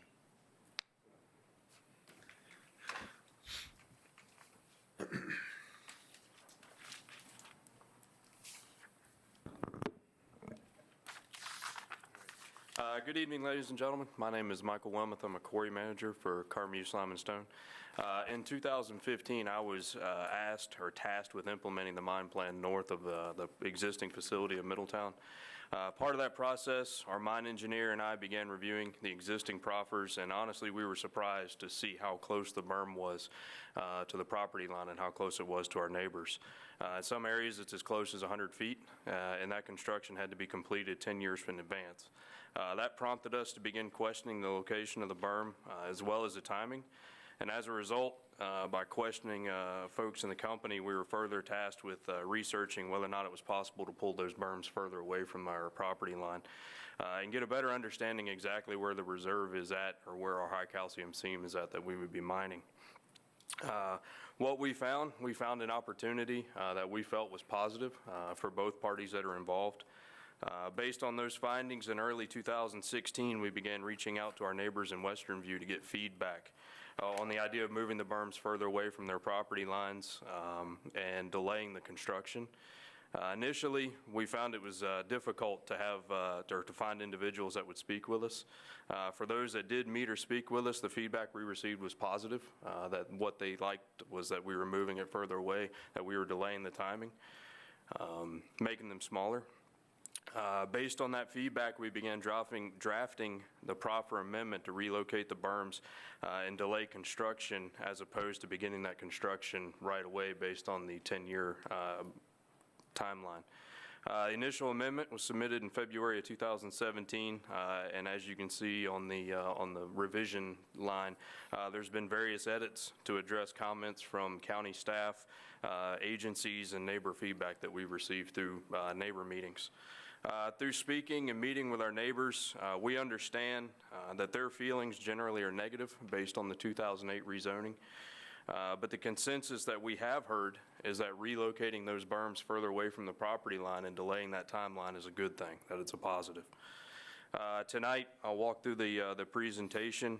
Part of what Candace covered, you'll see again, and that'll detail the changes that we're requesting. So what you have on the wall here is the approved design from 2008. You have berm A, which is at the southern portion here. Berm B is actually off of the picture. Berm C that wraps up. This is Chapel Road that runs across here, and then you have berm D that surrounds the northern portion of the property. To answer your question, Mr. Dunn, berm A, according to the original proffers, will be done by the end of 2018, and berm C has not been started yet. Thank you. This is a blow-up of the area north of Chapel Road. Again, for a reference, this is Chapel Road here. As you can note, the berm starts at 10 feet and gradually increases upwards of 30 feet here. Our property line is this fence line here, and this is Western View. So this distance right here, sorry, my hand's shaking a little bit, that's about 100 feet. What we're proposing is to pull that berm back behind this existing vegetation line. The footprint does increase slightly. Those berms there are drawn at 10 feet. The proffers are consistent, or the proffer amendments consisted in its height with 10 to 30. But then, as you'll see in a later slide, we receive feedback from our neighbors on specific heights for the 4 different quadrants of that berm. This one simply shows a comparison where they were overlaid. One thing to note, this area right here is kind of a little tree line. That's Middlemarsh Brook. So if we were able to relocate our berms, it would be inside of Middlemarsh Brook, so we would eliminate our impact on that stream. What you see here is just another view, as though you were in an airplane basically flying over top of Western View. It kind of gives another perspective on just how close this berm is to this property line and our existing neighbors. And then similar view with the berm pulled back behind this existing tree line. That tree line is approximately 100 feet thick, or wide, I should say. And then again, another side-by-side comparison, Middlemarsh Brook running right through this area here. The other thing to note on this side is in 2016, we were able to meet with 3 of our neighbors, actually go out to their homes and speak with them. During that time, they allowed us to take some pictures for what their sight line would be or what their view shed would be. Neighbor number 1 view, so this is on the lower area on the south side of Western View. This is the image that would have been if you were standing there in April of 2016 looking south. That existing tree line that we were talking about is this tree line right here. Had our engineer superimpose what a 30-foot berm would look like. That's scaled off of the hay bales that are in that field. So that's a 30-foot berm 100 feet off of that fence line. And to kind of put it into perspective, this is a portion of berm B that's on the southern end of the property. That berm was built at 30 feet high, and we stepped off 100 feet from its toe as though you were to stand at that fence line and look south. So as the current proffers are written today, this is what our neighbors would see when they stand at their fence line looking south onto the property. This is a proposed relocation. So again, the existing tree line, that little yellow sliver you can see is what the berm would be behind the tree line. That yellow line is approximately 30 feet high. It would depict a berm 30 feet high. Neighbor 2 view, so we're looking to the southeast. This would be his view shed with a superimposed 30-foot berm as though it was written in the 2008 proffers. And in the proposed amendment, that berm would basically disappear behind the trees, so his view shed would be unimpacted. And then neighbor 3, excuse me, is on the north side of Western View, so up on an elevated platform, looking again south, that signal knob in the background. This would be his view shed, looking out his front porch with a 30-foot berm superimposed. And then again, similarly, the yellow would be the 30-foot berm behind the existing tree line. What you see here is a summary of the community contact that we've had. There's 3 full community meetings listed there, as well as various meetings that we've had either at the plant or within the community. What is not listed up here is the numerous letters, mailings, phone calls, and one-on-one meetings that we've had with folks trying to solicit feedback, and again, soliciting feedback all the way back to, as you can see, March of 2016. So it's something that we've been working on for quite some time. Through these meetings that we've had, our core premise behind this was to move the berms, delay the construction, and change the heights. Through the community meetings, this is a list of 11 items that we've received. Out of the 11 items that were up there, we've been able to accept, include in the proffer statement, or items that were already included in the 2008 proffers. We were able to take care of 8 of those. 8 out of the 11 were either accepted and included in the amendment or already addressed in the existing rezoning, or in the existing zoning from 2008. There are items on that list that do address the operation, and for business reasons, we couldn't curtail our ability to operate as a mining operation, so we weren't able to agree 100% on those items. This is a slide that you saw, and Candace went over it briefly. This is berm D, again, broken out into the 4 different quadrants or 4 different sections, 1, 2, 3, and 4. One thing to note about that is those heights. We originally started with in the community meetings, we had it drawn at 10 feet. And through the feedback with the community, we received those recommendations from the community. What we did is we asked them for feedback. We came into a full community meeting with those folks, and we said, look, we can make it 10 feet, we can make it 12 feet, we can make it 15 feet. What do you guys want to see? And through a lot of back and forth, we were actually asked to leave the room. The representatives from Carmuse, they had a private community meeting, as what we were getting is a lot of differing elevations or differing heights based on the same view shed. So neighbors that had the same view shed, one individual would want 20 feet, one individual would want 30 feet, one individual would want 10 feet. So we asked them to come to some form of a consensus, and those are the elevations or the heights that you see listed there.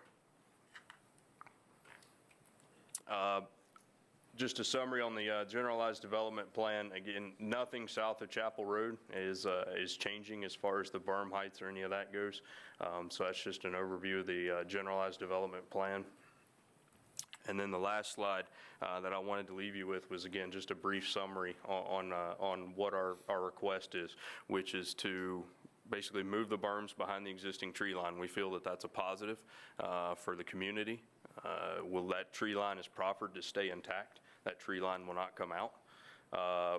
Change the heights to what the recommendations were from the community, and then be able to delay that timeline where we don't have to build them 10 years ahead of time. That way we can put off impacting these folks' daily schedule for as long as possible. Thank you. Questions, anyone? Yes, sir? You showed some pictures of the view. Do you have a picture from view number 2? So you showed looking south, but if you were looking west from the number 2 spot, which then overlooks the house and the cemetery. I'll get there. Hold on. I didn't see it when you were going through. view number 2. But you don't, okay, but you don't have a photograph of that, correct? Which one are you referring to as view number 2? Do you know there is a road that comes through that has a house that overlooks the item? No, that's, It overlooks the, it's Ian Banks' house now, yes. So you don't have a... I do not have a picture from Okay. his So I view just wanted to shed. have a conversation with you, because you showed 3, but from his house, a 30-foot berm would not obscure the pit, correct? No, sir. And that's fine, but I'm just want to lay that out. Yes, sir. So it is different than what you have elsewhere. Correct. And we've had conversations with him as an individual neighbor, and we've offered to plant trees on his property to help screen his view, because to your point, he is in an elevated view shed. So we could build a 30-foot berm. It's not going to impact his view shed on what he would potentially see, and that's where we offered to work with him on an individual basis. Which is fine. The other question is on the berm height. I spoke to Ian Kukarian, and he made the comment that that from a scientific viewpoint, there's no significant difference between 15 feet and 30 feet. That's his approximation. He says there's a study that addresses that. I've talked to neighbors that are directly affected by that as well, so I said I was going to speak to all parties. Their comment is that a 30-foot berm cuts the noise more and is more protective for flying rocks when you explode, for sound, traveling, et cetera. My question to you is, can you share the report with those neighbors? Maybe it helps to alleviate some of these concerns. And the question is the report from a third party? Is it a report that your firm did? So there's no bias. I'm not implying that there is, but I'm just asking the question, because that might help to satisfy some of the contention that at least I've heard on that. Okay.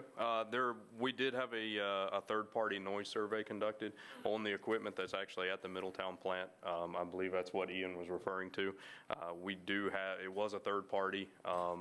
What their findings was that the 10-foot berm gave you the maximum amount of sound attenuation. Anything over that 10 feet, when you go up to the 30 feet, it doesn't give you any, what's the right word, any attributable increase in sound attenuation. And does that include blasting effects?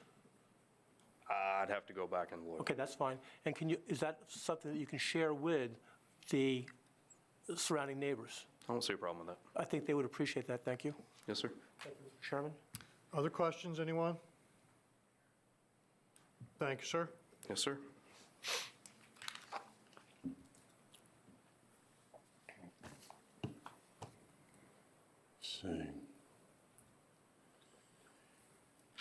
Mr. Chairman, members of the board, again, Ty Lawson.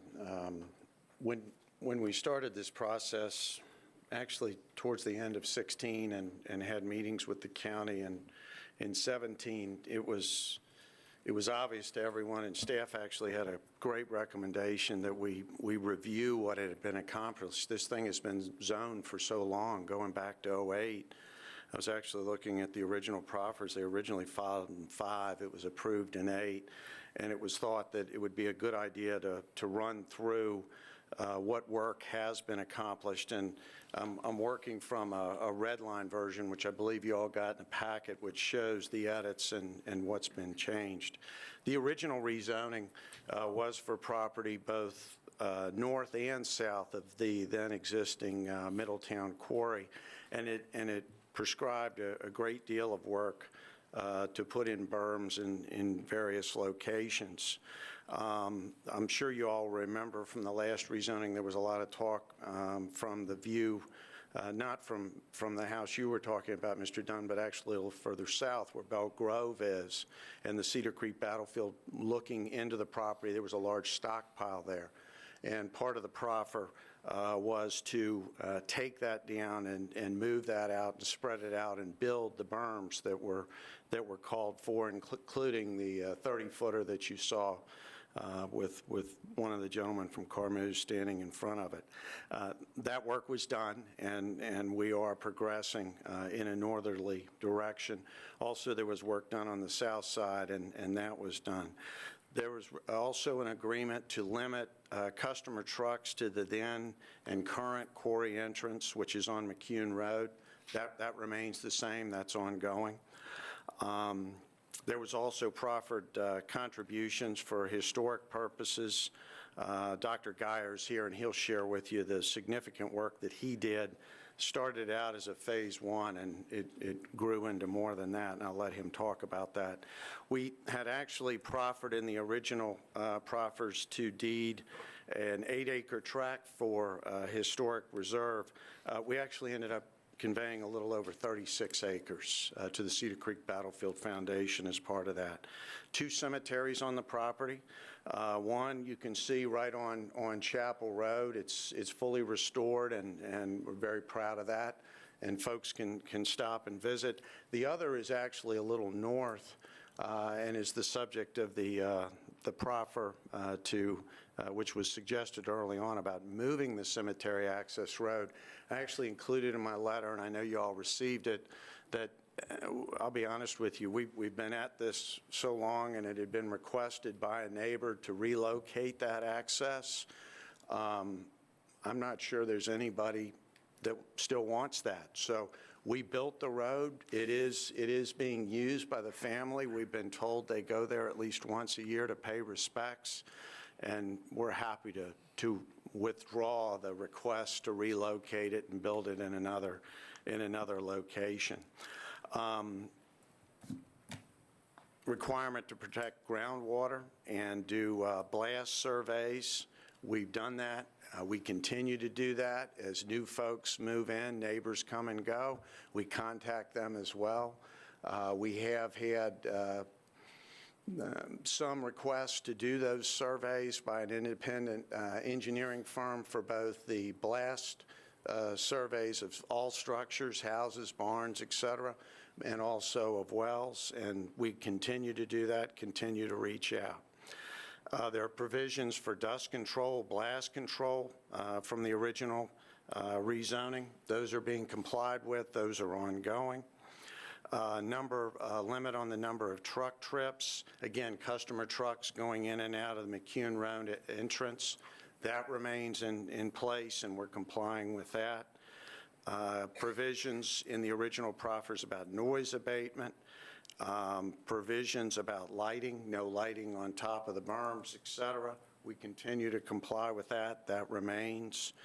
Air permit compliance, again, it's in the original. It remains in this one.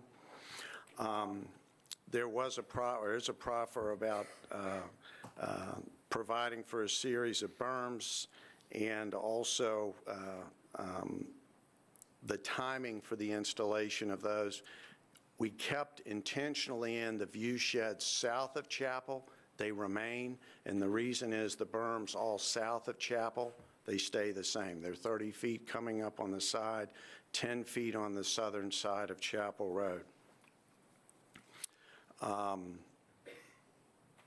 The other, and I think this was important to everyone, especially in the Western View community, it was a 20-year limitation. We could not mine north of Chapel Road for a period of time from the approval of the rezoning forward 20 years, 2028. That remains in effect, not being changed or altered. What is being requested, as Michael walked through, is the timing and the installation of those berms. But for the historical, I'll turn it over to Dr. Geyer.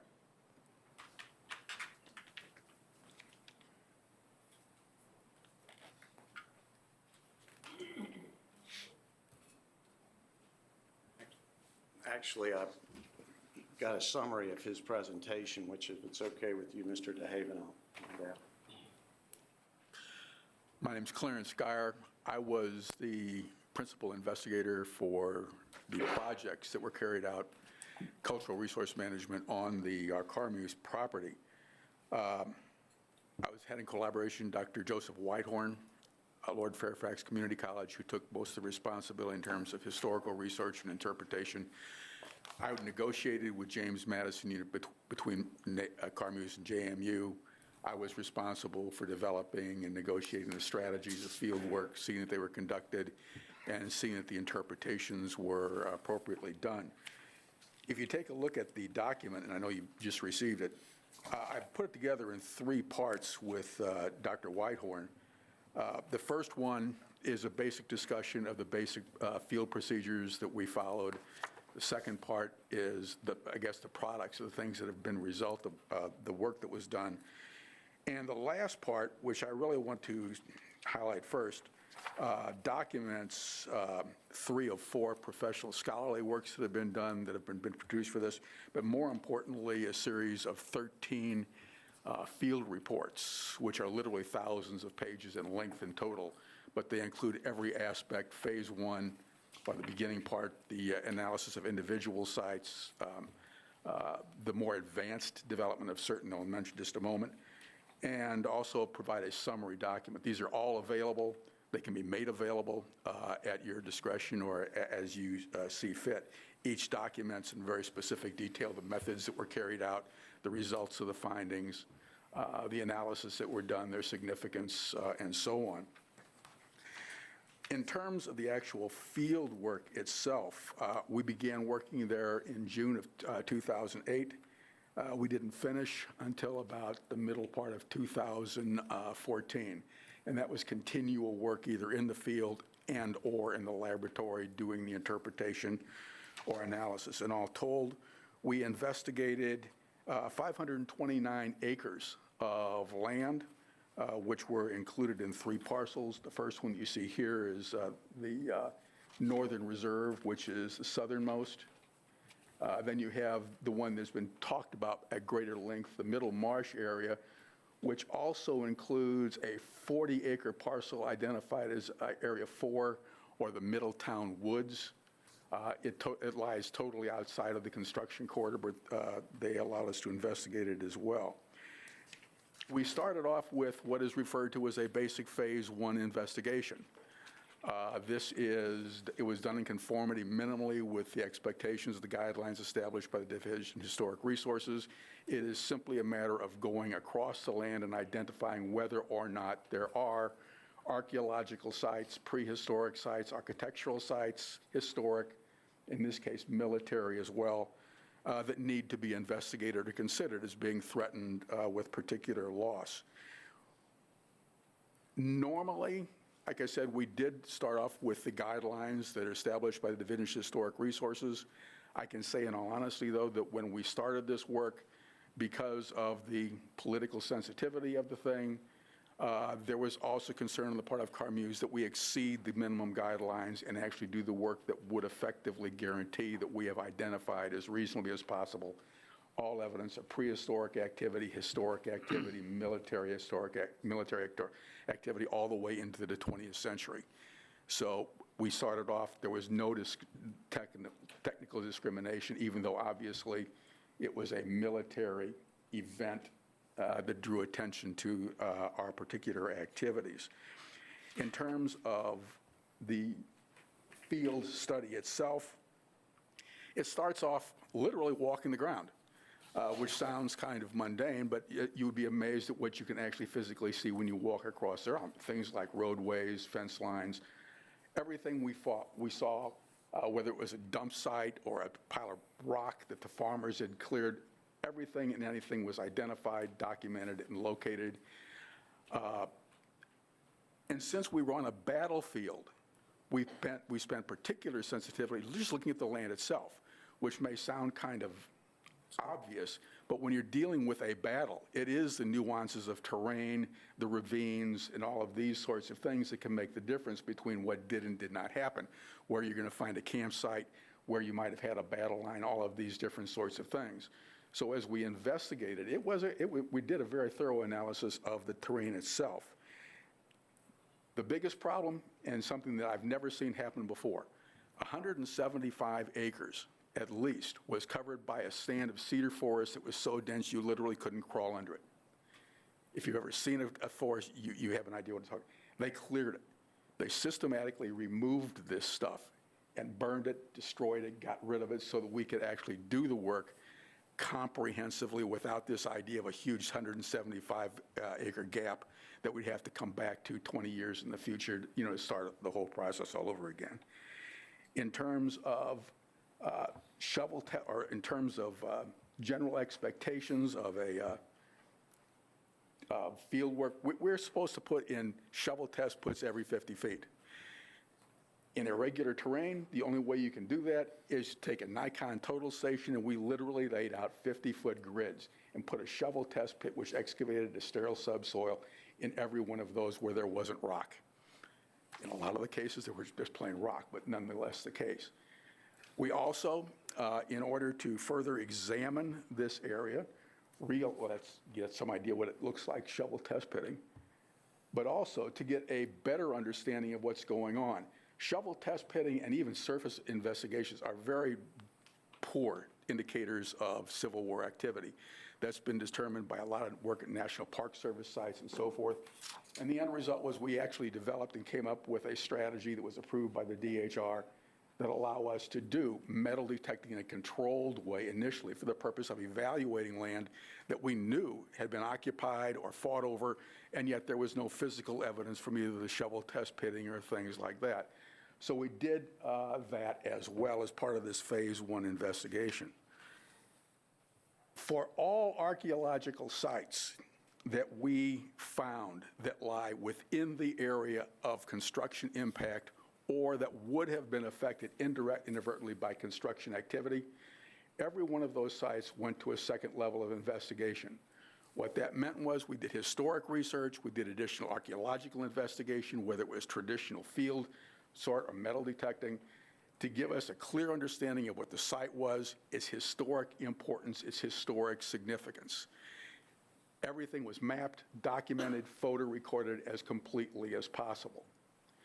Those sites that proved to be particularly important and confirmed as a historic event. By the way, in terms of the phase 2 activity, that included a minimum of 6 historic farmsteads, the earliest one around 1780, the most recent one in the early 1920s, but all of them were documented regardless of what the time period was.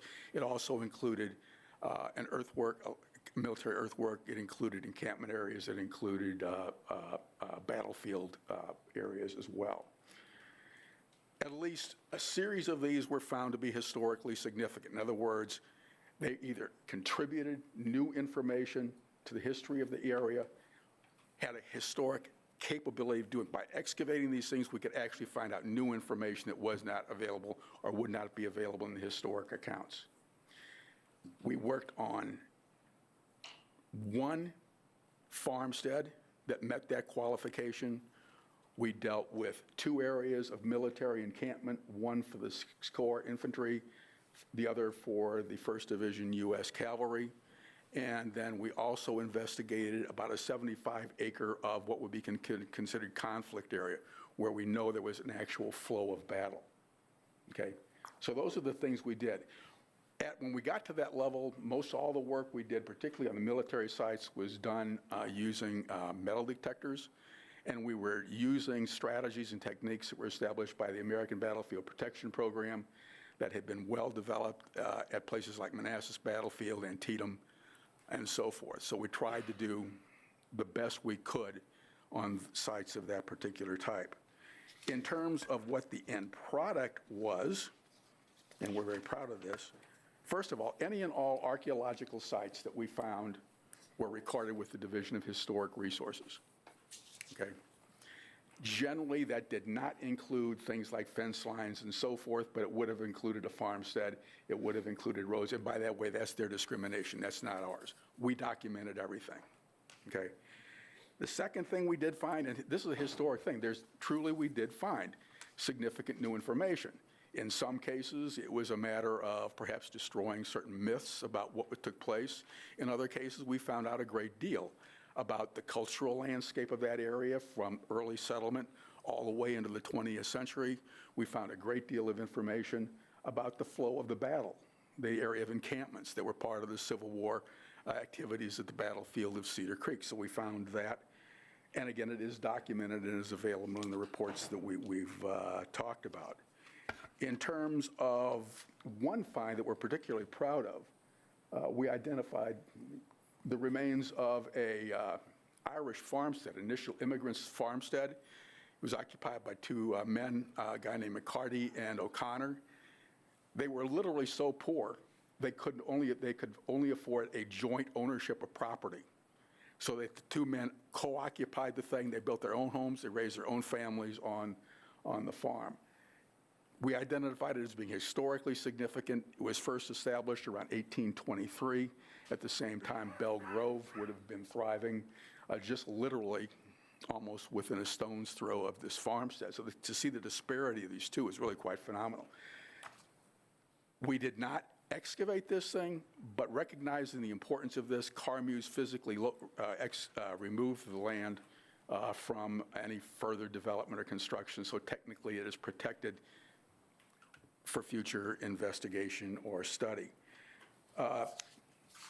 The idea of the they mentioned earlier the fact that 37 acres was actually given to Cedar Creek Battlefield Foundation for Preservation.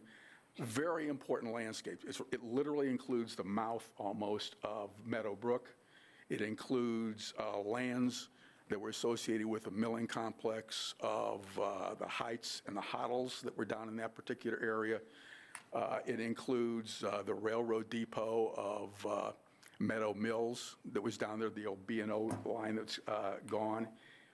From a military standpoint, it includes the easternmost extent of the 19th Corps, and in particular the 90th New York and the 29th Maine encampments that would have been up there.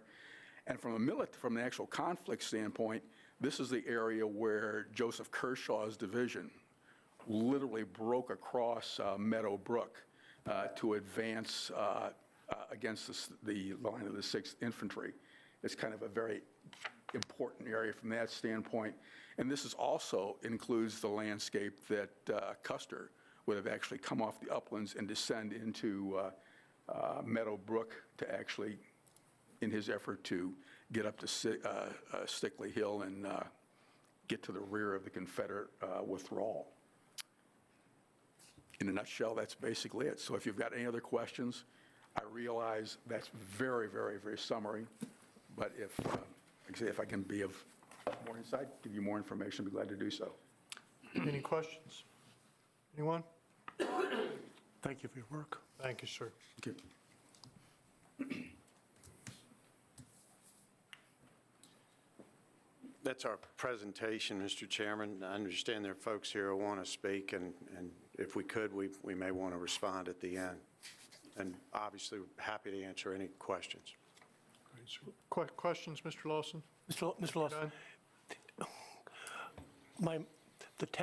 under the 2008 situation, it's a 10-year wait, but I was under the impression that this revised item for the berm D area, if that were approved, that the construction would begin before 10 years. Am I correct or incorrect on that?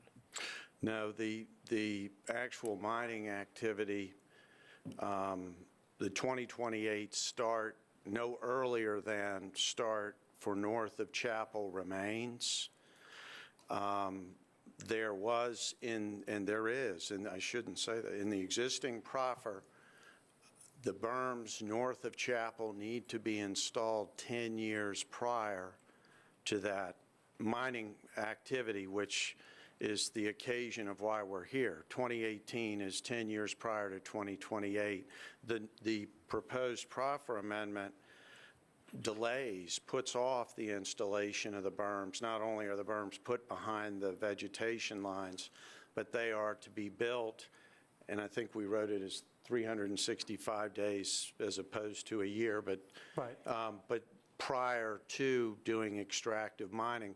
And the reasoning behind that was when we met with the neighbors, it was not only the issue of a 30-foot berm, 100-foot off their property line as being an imposition, but also why do you need to disturb the ground 10 years early, i.e. in 2018? Can you put that off and preserve the view shed? And so As we rewrote the proffers, we delayed the installation of the berms, and there was some back and forth with the neighbors, but it was agreed that we would do it at least a year ahead of time in the revised location behind the vegetation. So just to clarify then, if this revised proffer were accepted, you would not have to go, the berms would be built a year before, not 10 years before. Yes, sir.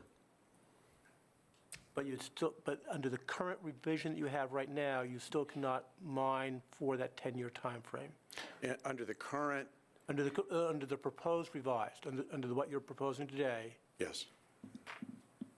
you still would not be able to mine north of Chapel until 2028, is that correct? That date remains. All right, you've clarified, thank you. Thank you very much. Anyone else? Thank you, sir. Thank you. All right, this is a public hearing. Would anyone like to comment concerning this proposed application? If we could have your name, magisterial district, and limit your comments to 3 minutes or less, please, sir. My name is John Owens. I'm in the Back Creek District. I live in Chimney Hills, which is just west of this area.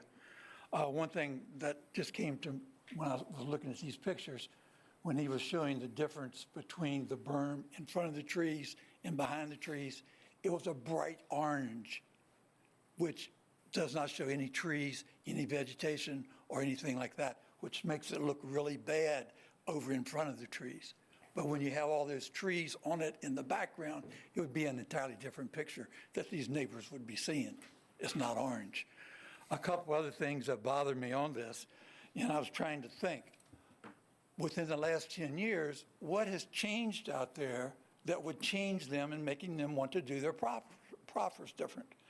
Is it because our national park is doing well, pulling in lots of tourists? Is it because there's more traffic out on Chapel Road now? There's a lot more building out on Chapel Road? That would be just the opposite of why these proffers should be granted. They're bad for the county. They're bad for the citizens of the county. The wording is what is wrong with most of this. The wording of these proffers benefit Carmoose, not the citizens of Frederick County, not Western View, not me, who travels that road several times a day. Let me refresh your memory a minute. Wording, think of Clearbrook. Think of the millions of dollars that we have spent at Clearbrook because of wording, and we are still spending lots of money. This wording needs to be changed before any proffers are granted. The other thing that they don't mention, which they said was about truck traffic. 10 years ago, they were going to restrict trucks from Chapel. It hadn't happened. It's gotten worse. Now they want to go up to possibly 200 loads a day coming out of the quarry. If you think, that could be 6,000 loads a month, depending on what kind of conditions they come up with, saying that they're having trouble with. 6,000 loads going down Main Street, Middletown, hopefully. I hope not. Height of berms, anywhere from 10 to 30. Water rights, see, that's the name of the game anymore in the county, water. Who's getting the water from the quarries? They eliminated that in their proffers. The appearance of Chapel Road bothers me. Is that going to be like a dead man's land going through there now? Think carefully before you approve any of these proffers, especially with the language of them. Thank you. Thank you, sir. Yes, sir. I'm Richard Dye. I own 65 acres adjacent to this property. I share a boundary with them of 4,000 feet, more than 4,000 feet, and more than 1,000 feet of it is along Middlemarsh Brook. So my concern is with Section 2 of Berm D, southeast of the property. Mr. Lawson said he's met with neighbors and they agree with this and that, and Well, he's not talking about my point of view. I did not agree to any 10-foot berm. They're still proposing a 30-foot berm.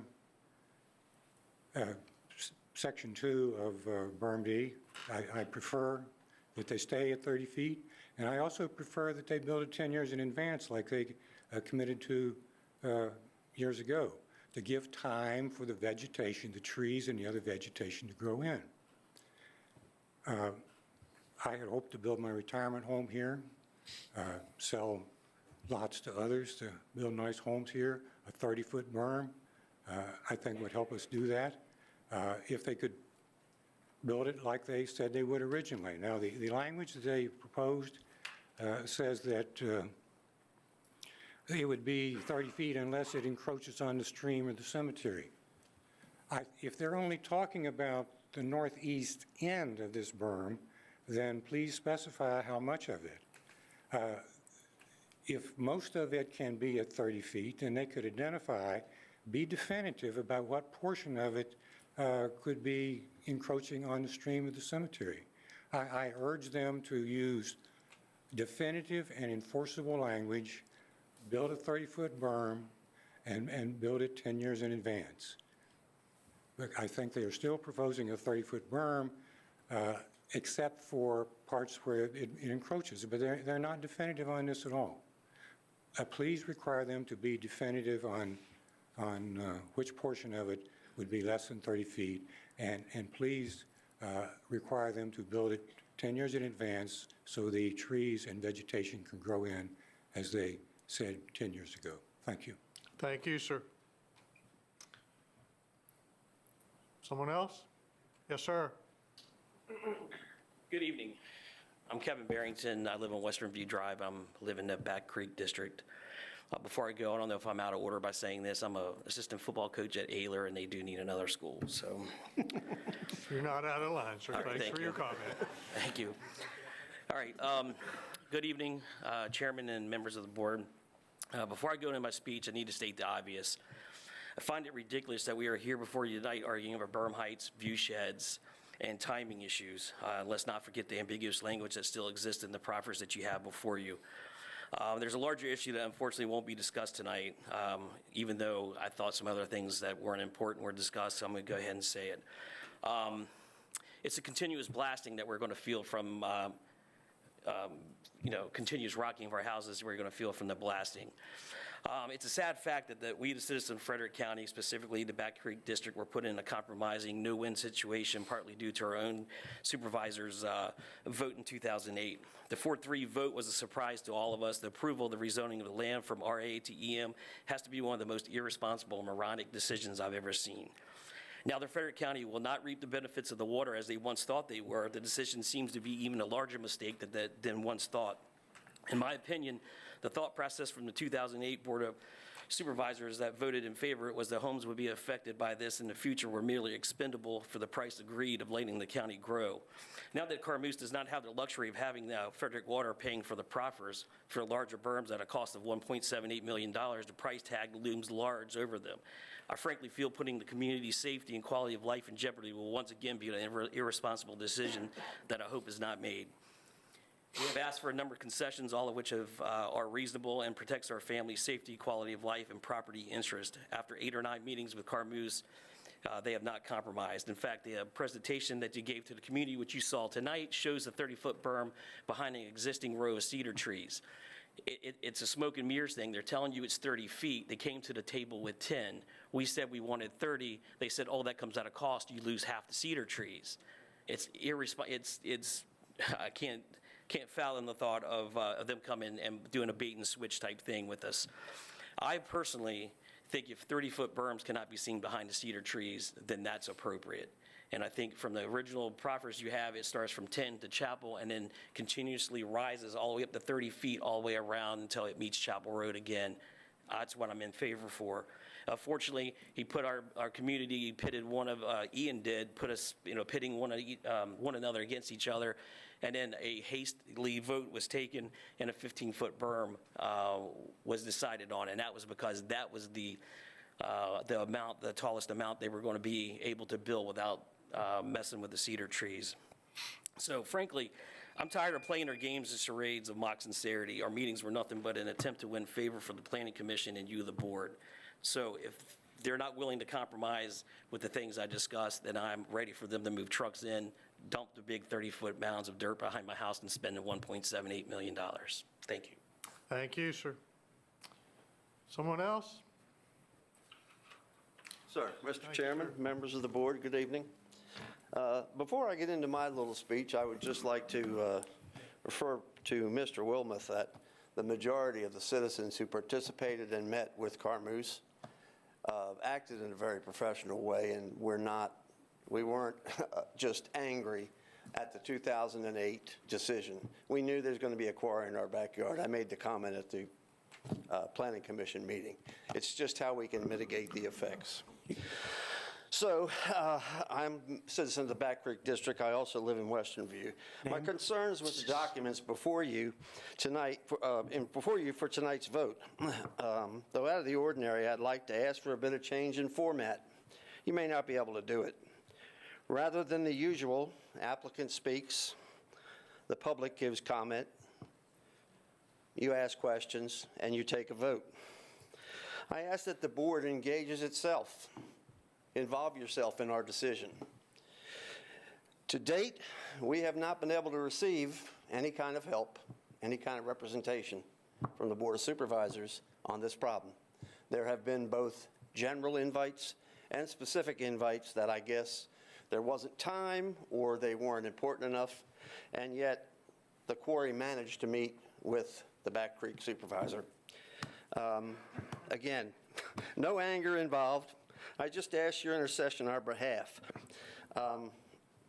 There are benefits in those documents, moving the berms, the timing of the berms, that most of the public really agrees with. We like it. We like the idea. We don't like that as they took back, they lowered the berms. I think there are many more advantages than what they say about a 10-foot berm is the same as a 30-foot berm. I'm sorry, you just can't convince me that that much more stone and dirt is not going to absorb some of the blast shock Mr. Barrington referred to. So they're quite reticent. Anything that we wanted that looked like they were going to have to spend a buck, they were quite reticent to compromise on. We as a community we've scratched and clawed to get every last little change on those proffers that you see in front of you now. The zoning change approval in May 2008 has sealed the fate for many of us. We are going to lose money, equity in our homes. It's just a matter of when we sell them. It's going to happen. It's a done deal. That focus of that decision definitely leaned in favor of the quarry. I'll refer you to the Board of Supervisors vision statement dated March of 2009. Under core values, the third bullet listed is to entice business to come into the county and to help grow the business that's already in the county to establish a stronger tax base. Great, I'm sorry. If we could have your name for the record, please, I'm sir. sorry, my name is Bill Hunter. Thank you, Mr. Hunter. Okay. We'll welcome you to come back and finish your remarks after everyone's had a chance. I think, sir. Thank you, sir. Anyone else?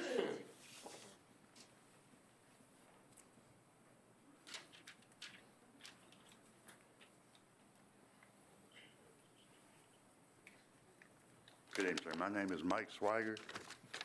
My wife Sandy and I live on Western View, Back Creek District.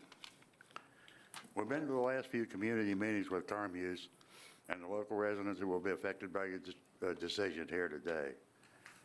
In my opinion, much of the controversy regarding this entire issue relates to the fact that this property was rezoned in 2008 to allow extractive mining at all, but it was. After attending the meetings we've had, it's obvious to me that each individual resident has different requests and conditions they would like to see proffered.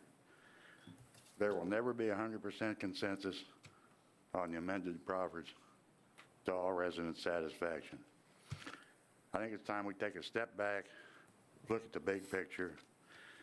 Carmuse has suggested moving the berm back behind the tree line, which lies about 800 feet away, and to delay construction of an earthen berm which originally would have been 100 feet from my property line, with construction starting this year. I'm all for the delay of about 10 years, and I think most residents feel the same. I think it would be a mistake not to at least go forward with that one proffer. Thank you very much. Thank you, sir. Yes, ma'am.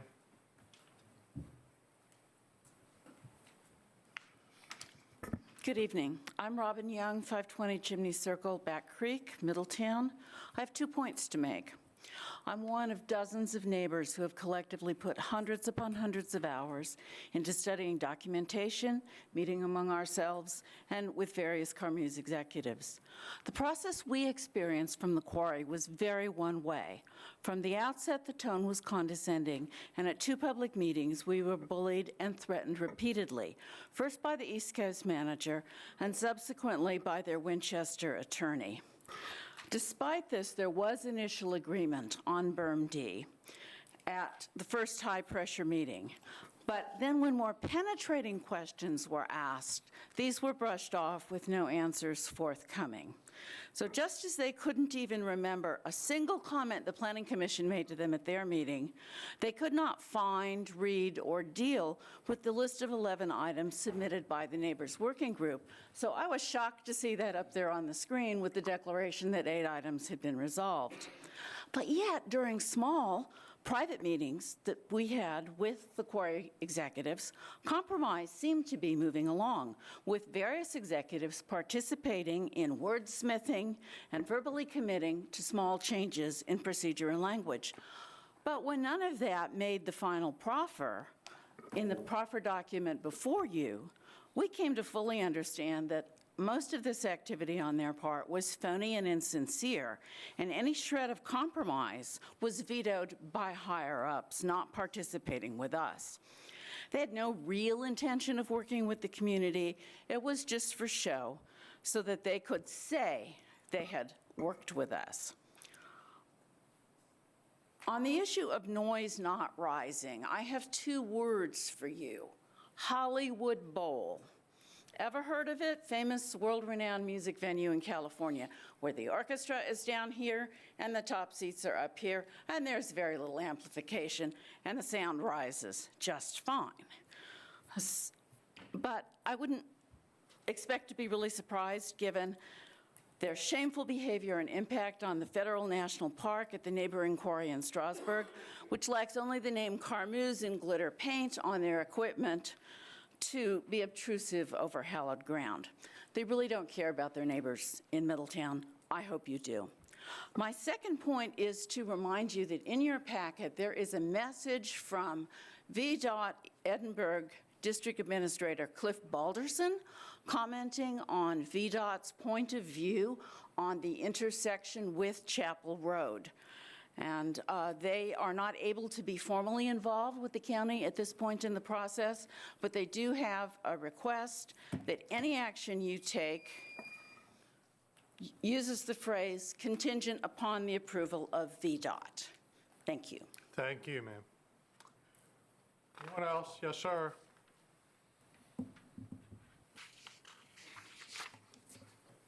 Good evening. My name is Ed Stroin. I live on Western View Drive, which is in the Back Creek District.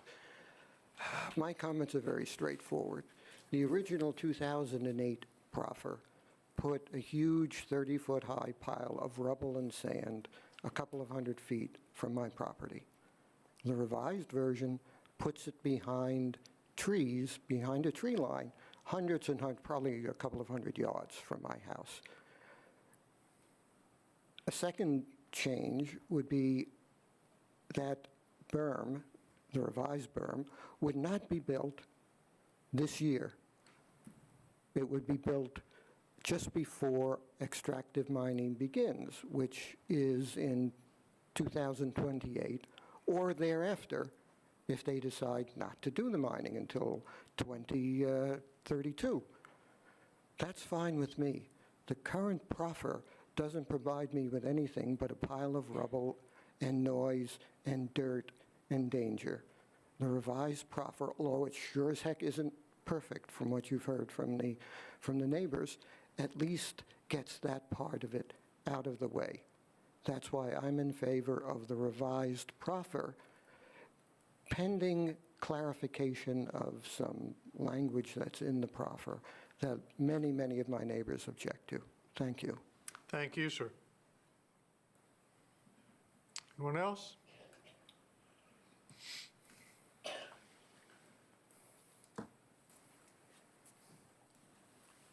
Mr. Chairman, members of the Board of Supervisors, thank you for your time today. My name is Kurt Burgoyne. I'm a resident of Western View Drive in the Back Creek District.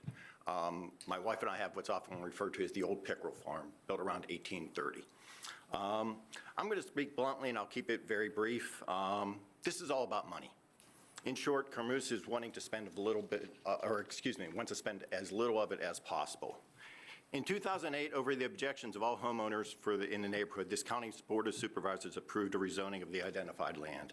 When all items are taken into account, such as loss of current and future tourism dollars, property values, road wear, et cetera, it's questionable as to whether this rezoning provide any net benefit to the county and its residents. But what this rezoning did was provide, without question, was a huge financial windfall to the Carmeuse Corporation.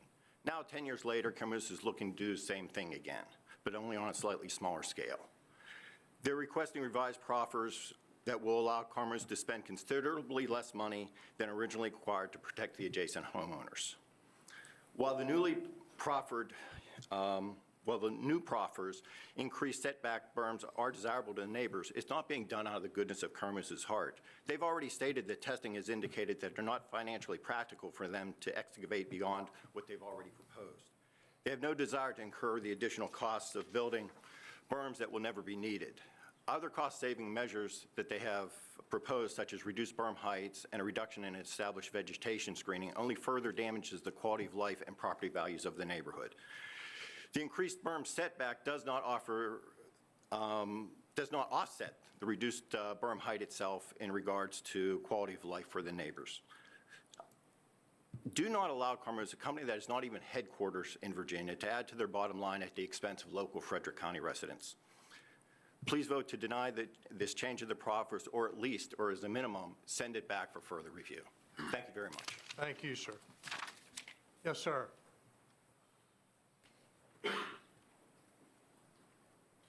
I'm Bruce Neild. We're in the Back Creek District, Newell Drive. I'll have to be a little firmer with it. There you go. Like Trump, you know. Anyway, I'm on Newell Drive, so the impact on my property isn't as great as my neighbors at Western View. So, I want what's best for them, though. And the Carmeuse people are going to be mining the stone. So I don't disagree with anything anyone said. However, if you vote against this and it goes back to the original proffers, then I think everybody's worse off. I'm in construction. The berm heights, believe me, that we've already agreed reluctantly amongst ourselves as far as those. Again, that doesn't impact me, but I'd rather not see the berm. If the tree line's there, leave it. The delay is beneficial, I think. It wouldn't take but a year to establish at least grass and make it softer appearing. So I'd hate to see it go back to construction now and infringing on the Western View people much more closely. So my fear is that, if you vote no and then it reverts back to the old proffers, that everybody's worse off. But anyway, thank you. Thank you, sir. Anyone else? Yes, sir.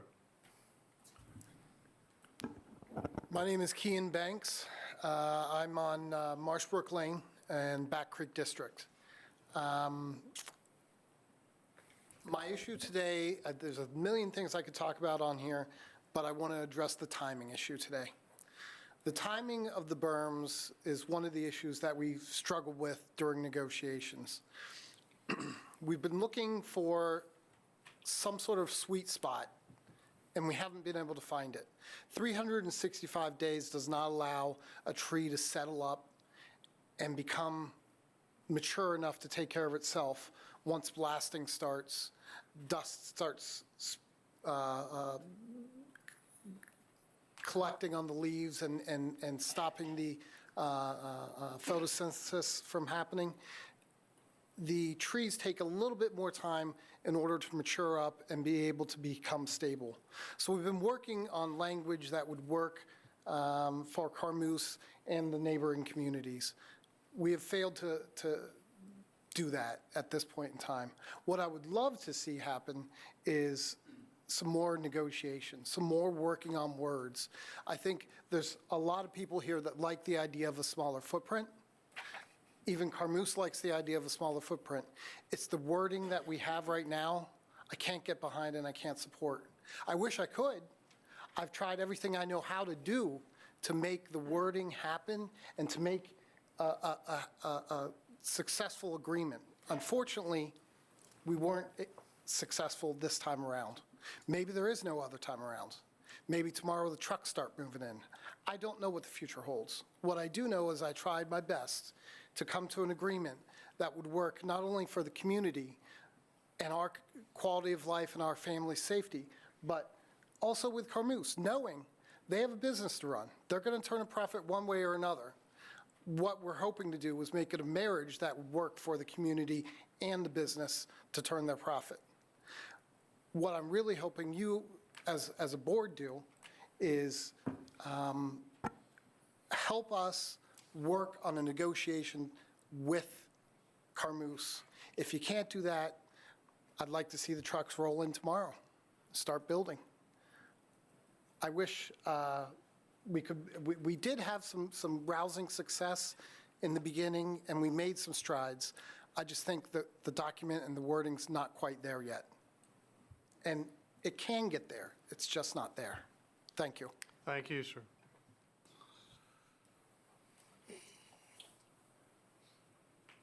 Good evening, Mary Bowser, 688 Meadows Road.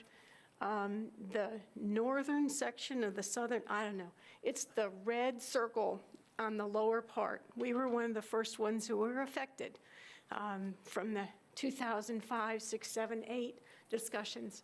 And I think what I'd like to say this evening, since I don't live in Western View, but I do know what it's like to have the rezoning affect you, is we can't stop the sounds.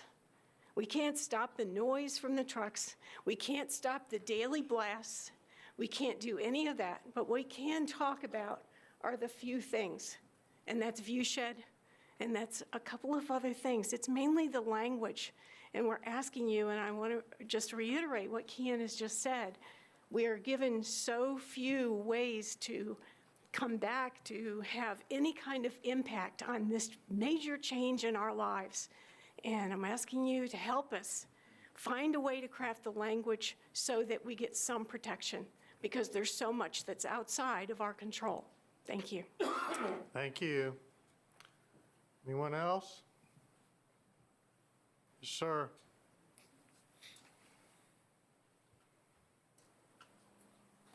Hello, ladies and gentlemen. Thank you for this time to discuss. My name is Paul Kissack.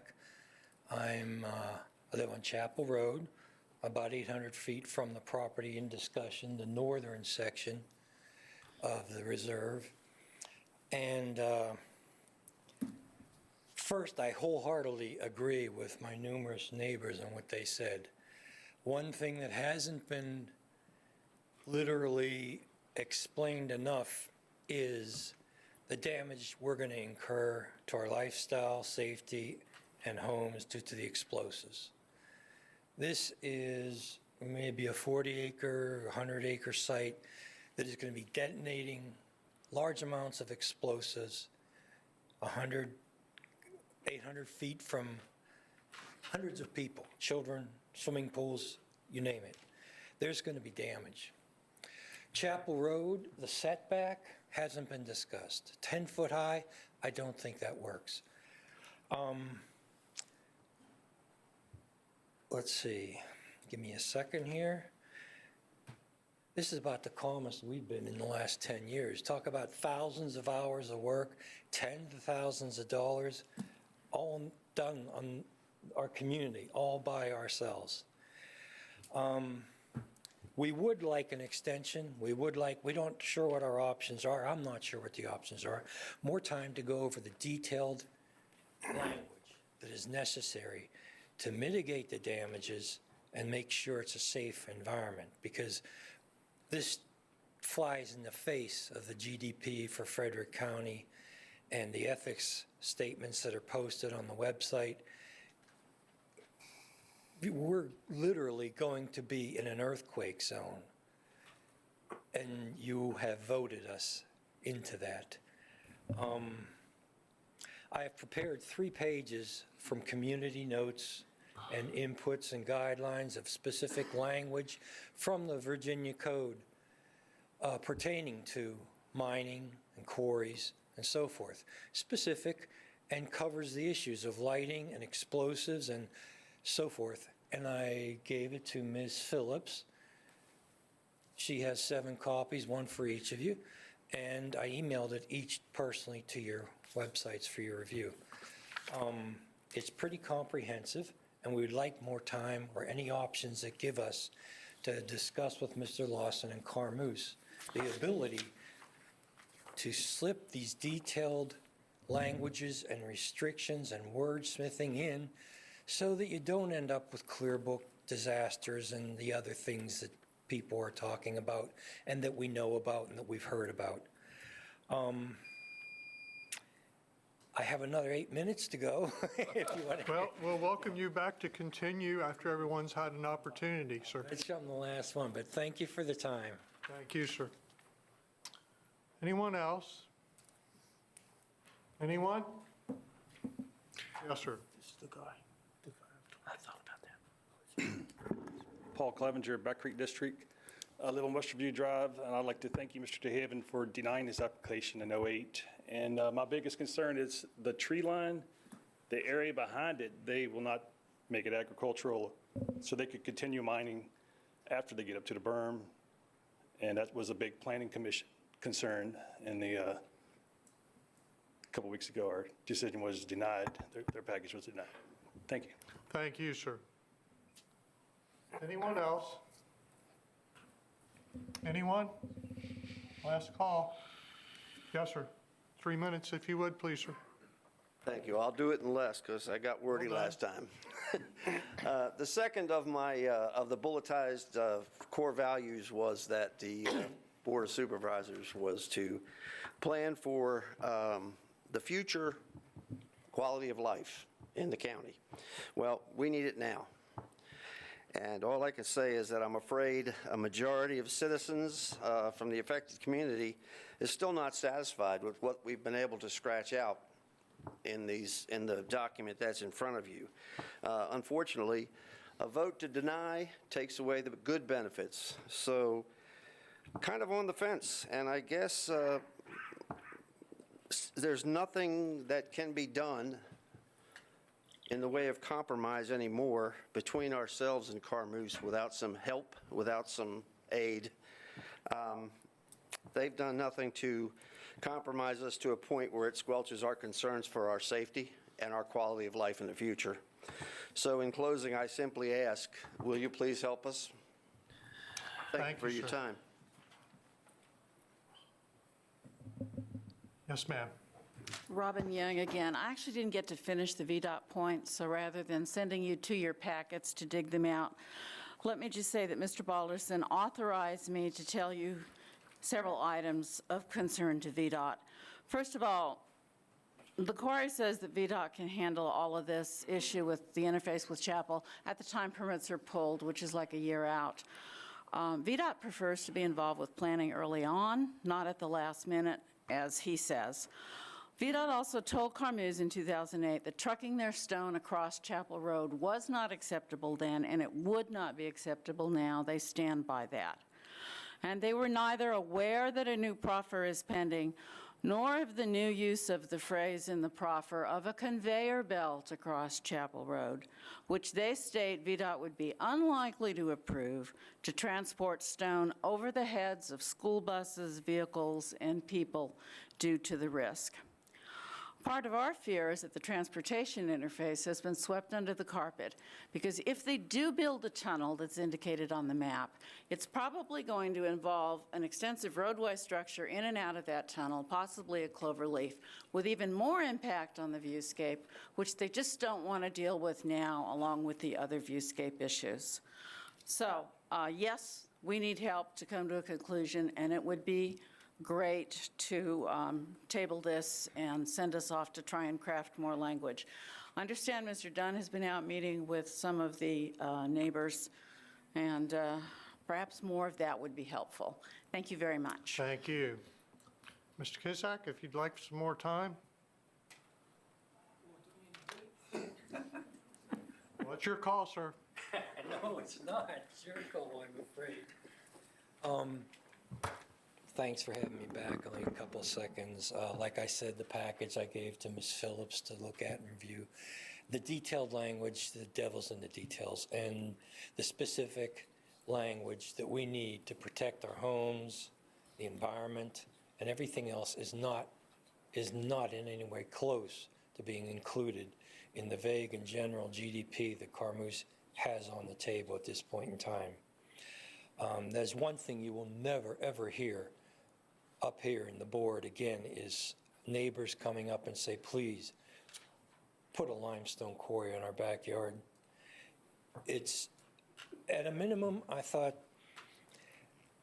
someone at VDME at least would do an exploratory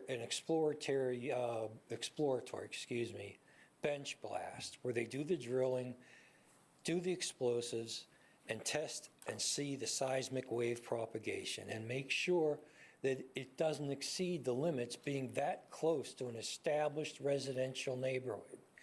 It puts us all at risk. I believe at a minimum they should do a test blast first to see what the results are. I mean, typically the range, and correct me if I'm wrong, is supposed to be like between 0.5 and 1.5, 1.75 inches per second is permitted to be a movement that your house can shake. If they do a test blast, and it hits 3 or 4, that should change the whole picture and the outlook of this issue. Everything else could become moot from that point on. Or perhaps they could be satisfied and we can renegotiate with them not going north of Chapel. And that's all I have to say at this time. Other than that, I wholeheartedly back what my other neighbors have contributed and said in the ways they did. It's been a sincere effort on our part, and thank you. Thank you, sir. Is there anyone else who would like to speak? Anyone at all? Last call. We'll close the public hearing portion. Mr. Lawson, would like an opportunity to address the comments you've heard? We would, and I appreciate very much the time and your attention this evening, and certainly the comments of our neighbors.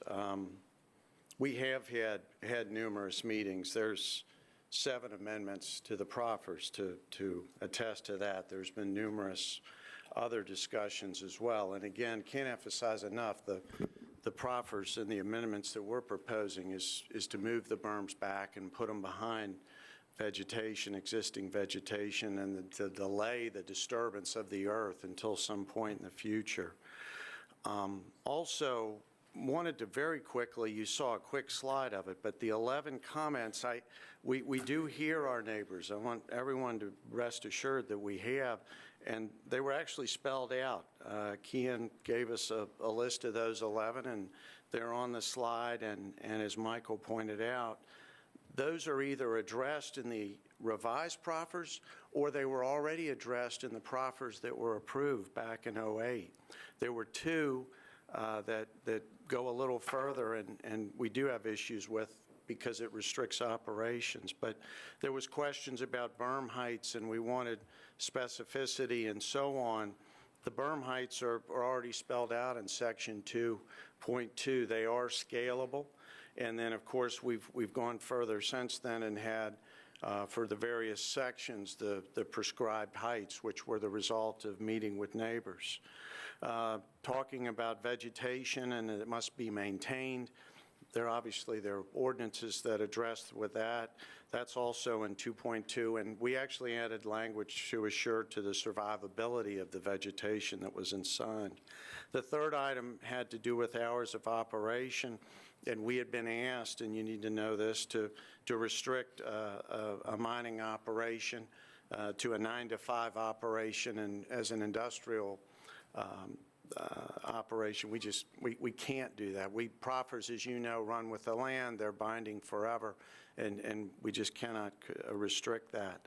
There was discussion about no rock crushers. That was not restricted in the existing proffers, and it puzzled us a little bit because by doing that, we're able to put the material on conveyors and have it delivered via electric motors as opposed to using trucks, large haul trucks and that kind of thing. So we did not restrict that or say that that would not be allowed because, again, we view that as a positive. It's quieter. It's a better method to get the material out.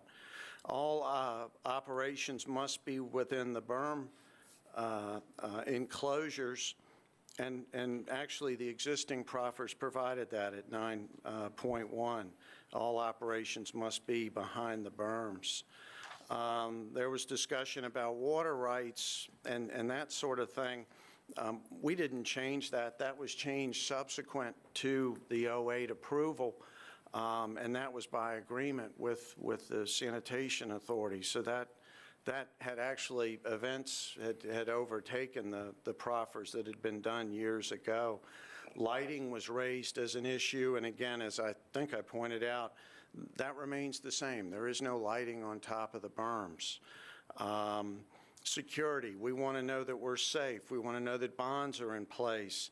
That was actually spelled out in Section 8.3. It's a requirement not only of our permit, but actually it was in the proffers that were approved by this board in 08. There were questions about blasting and making sure that that was regulated. Again, that was and is in the existing proffer and will remain in this, if this is approved, in the proposed amended proffers. That's 8.1. And then, of course, the timing for the construction of the berms, we viewed that as a positive to delay the tearing up of the earth north of Chapel. But the timing for everything south of Chapel, all the size of those berms, everything remains exactly as it was approved before.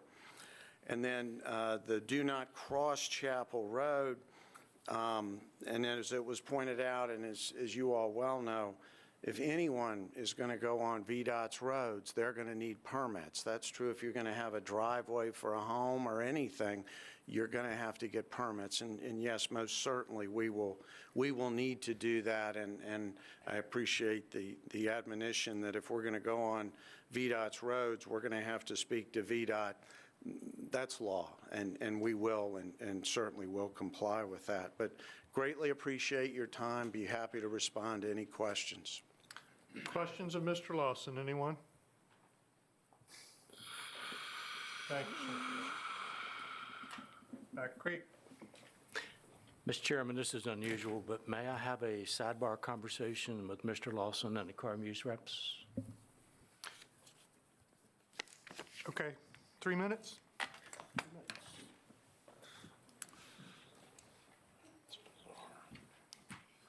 Did we take a stretch while they're doing that, Mr. Chairman?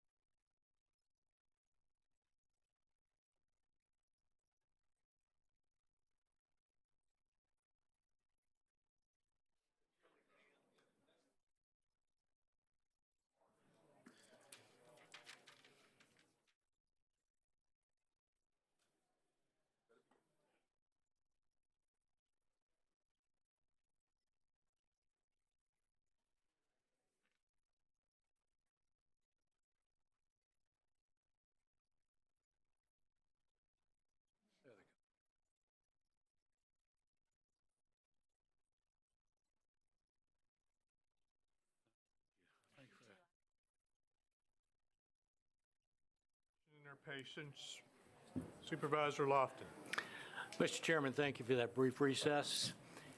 As the speakers have noted, and I think Carmouche understands, there are still some issues outstanding here.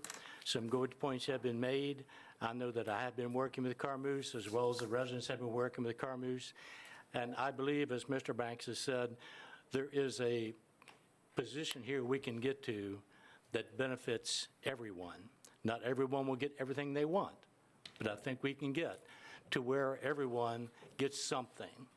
And so, with that being said, I would like to postpone the vote on this proffer amendment till the April 25th meeting.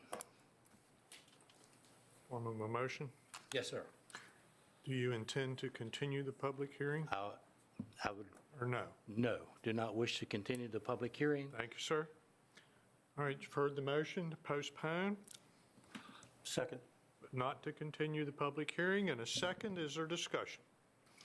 Mr. Chairman, I'd just like to thank everybody who spoke on both sides, and I agree. I think from what I heard tonight that there's movement in the right direction, so I would support the decision to postpone. Any further discussion? Mr. Chairman, Supervisor Slaughter. I guess I wonder, without public hearing, how will we know that an agreeable decision has been arrived at? I mean, I think it would be helpful to hear from the citizens to know that they feel the majority of their objectives have been. Is it your intention to move for an amendment to the motion? May I do that, sir? You may. Yes, I'd like to if I can have a second. A second. Let's get the motion first, thank you. But I don't want to have to repeat it. But I would, if we could have the April, 28th? I would be happy to amend my motion to postpone the vote until April 25th with a continuing public hearing.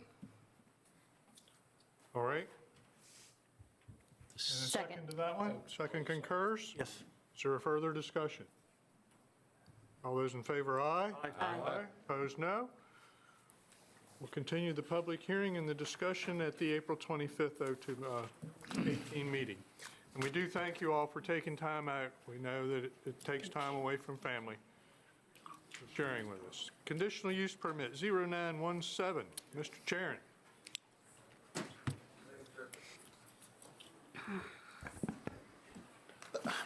Thank you, Mr. Chairman, members of the board.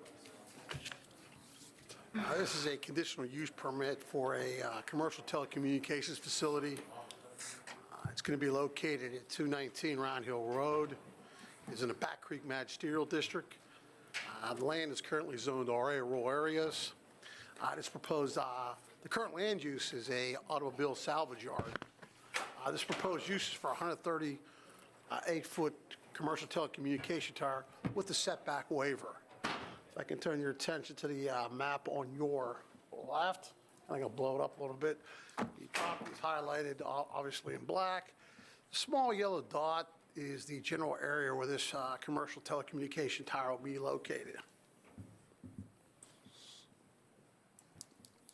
It's proposed on a 38-foot monopole type telecommunications facility to be located on a 7-acre parcel of land. The zoning ordinance does allow for the commercial telecommunications facilities in our RA zoning district with an approved conditional use permit. This is a rendition of what the applicant sent in. It shows the part of the setback waiver from the center of the tower. The setback waiver the applicant is requesting is for the required setbacks for the eastern and western property lines. The proposed tower will be 135 foot from the eastern and western property lines. The applicant is seeking a 69-foot setback waiver.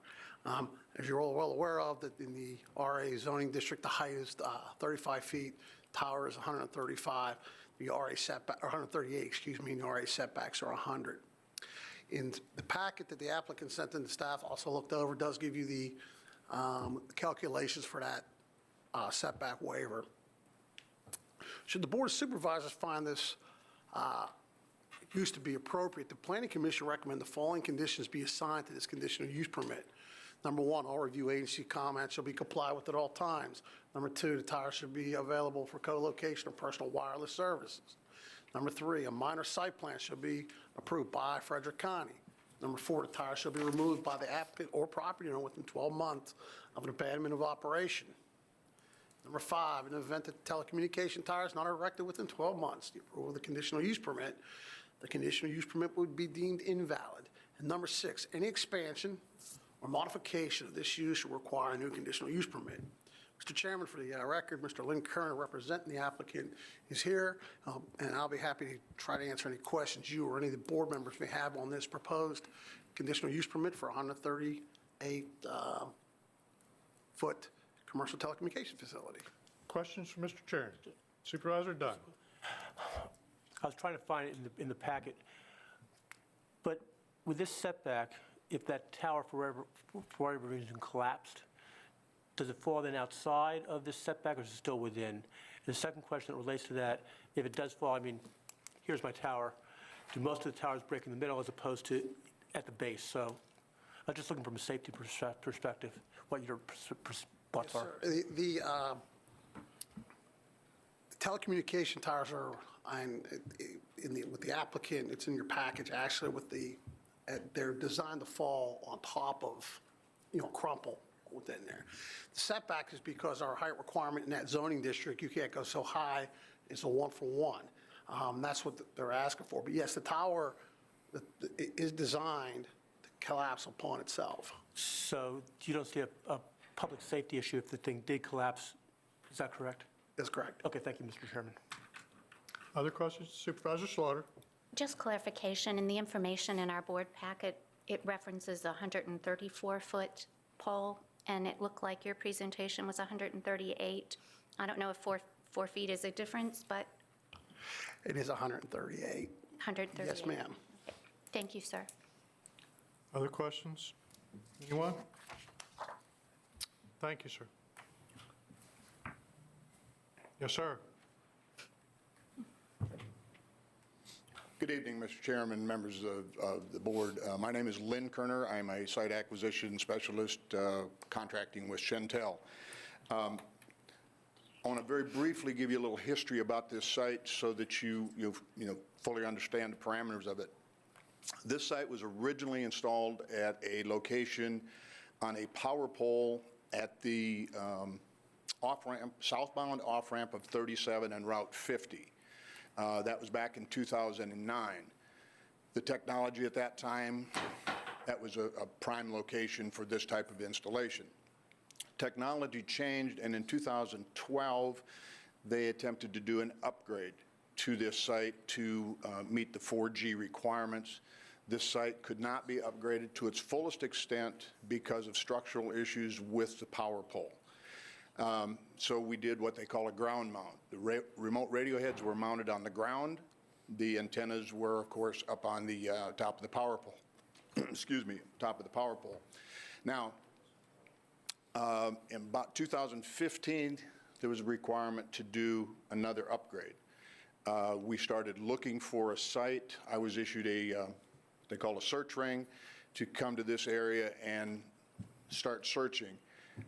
Initially, I determined or found out that Verizon was searching the same area, and they were working with Candyland Campground to build a tower over near their maintenance shed. I partnered with them. Their negotiations continued, and I continued looking around, just trying to determine in the area where else could we go if that deal falls through. And I want to put in here at this moment the existing towers that surround this location. Out by Round Hill Methodist Church, there's a monopole structure there. Shentel is located on that. Up on Indian Lane, off of 522 by the market, there's a tower up there that's Crown Castle Tower that Shentel is co-located on. Then we are also co-located on the tower at behind National Fruit. Some various sites downtown, a new site that we just built in the city over on off of Jubal Early. And so that kind of surrounds this whole area. So this is a very important site because it provides data and coverage to the very important hospital, so on and so forth. And the doctor's offices, new businesses going up, the Walmart shopping center. Areas that I looked at the property out there by the new fire station, but RF rejected that as being too far away from the target area. I looked at the very eastern side of the property of the village at Orchard Ridge, and that property owner decided that they were not interested. Vacant parcels to the west of the Walmart, property owner there was not interested. The property behind the Marriott is all hospital property. Talked to the hospital folks, and they didn't want to be developing around a tower.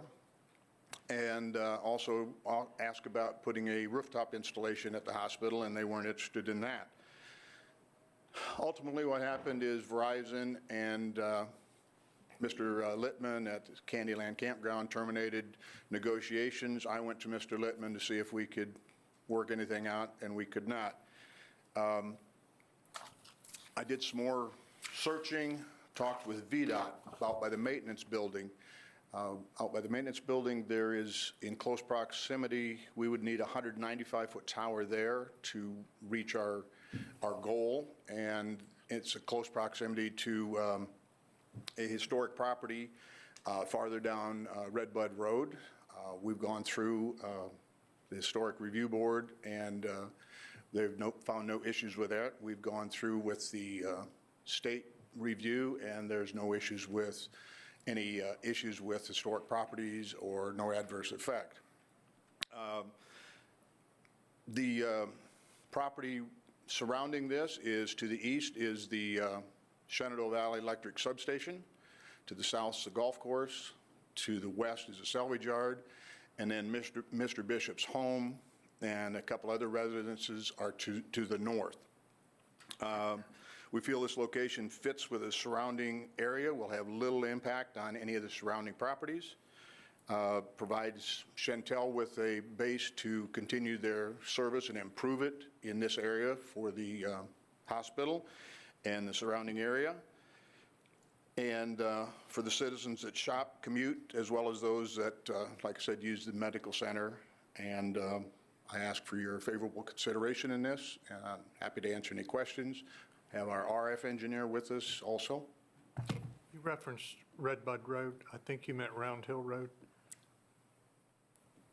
Round Hill Road, yes, sir. I'm sorry. Thank you. Okay. I was looking to make sure it wasn't in Stonewall District, and it was still in Gary's district in Back Creek, so. Questions? Anyone? One question. Yes, sir. Have you notified the surrounding areas, the surrounding homeowners of what you're proposing to do? And have you got any feedback from them? Yes, as required by the ordinance that went to the surrounding property owners. They've all been- adjacent property owners. They've all Yes, been sir. notified? Yes, sir. Thank you. Any others? Any questions? Thank you, sir. Thank you. This is a public hearing. Would anyone like to comment concerning this proposed conditional use permit? Anyone at all? Last chance. Close the public hearing portion. Back Creek. Mr. Chairman, I would move for approval of the conditional use permit number 09-17 with the 6 conditions as recommended by the Planning Commission. Heard the motion. Is there a second? Mr. Chairman? Mr. Chairman? Yes, sir. Part of your motion will also be the waiver request that the applicant's asking for. The waiver, The waiver, setback waivers.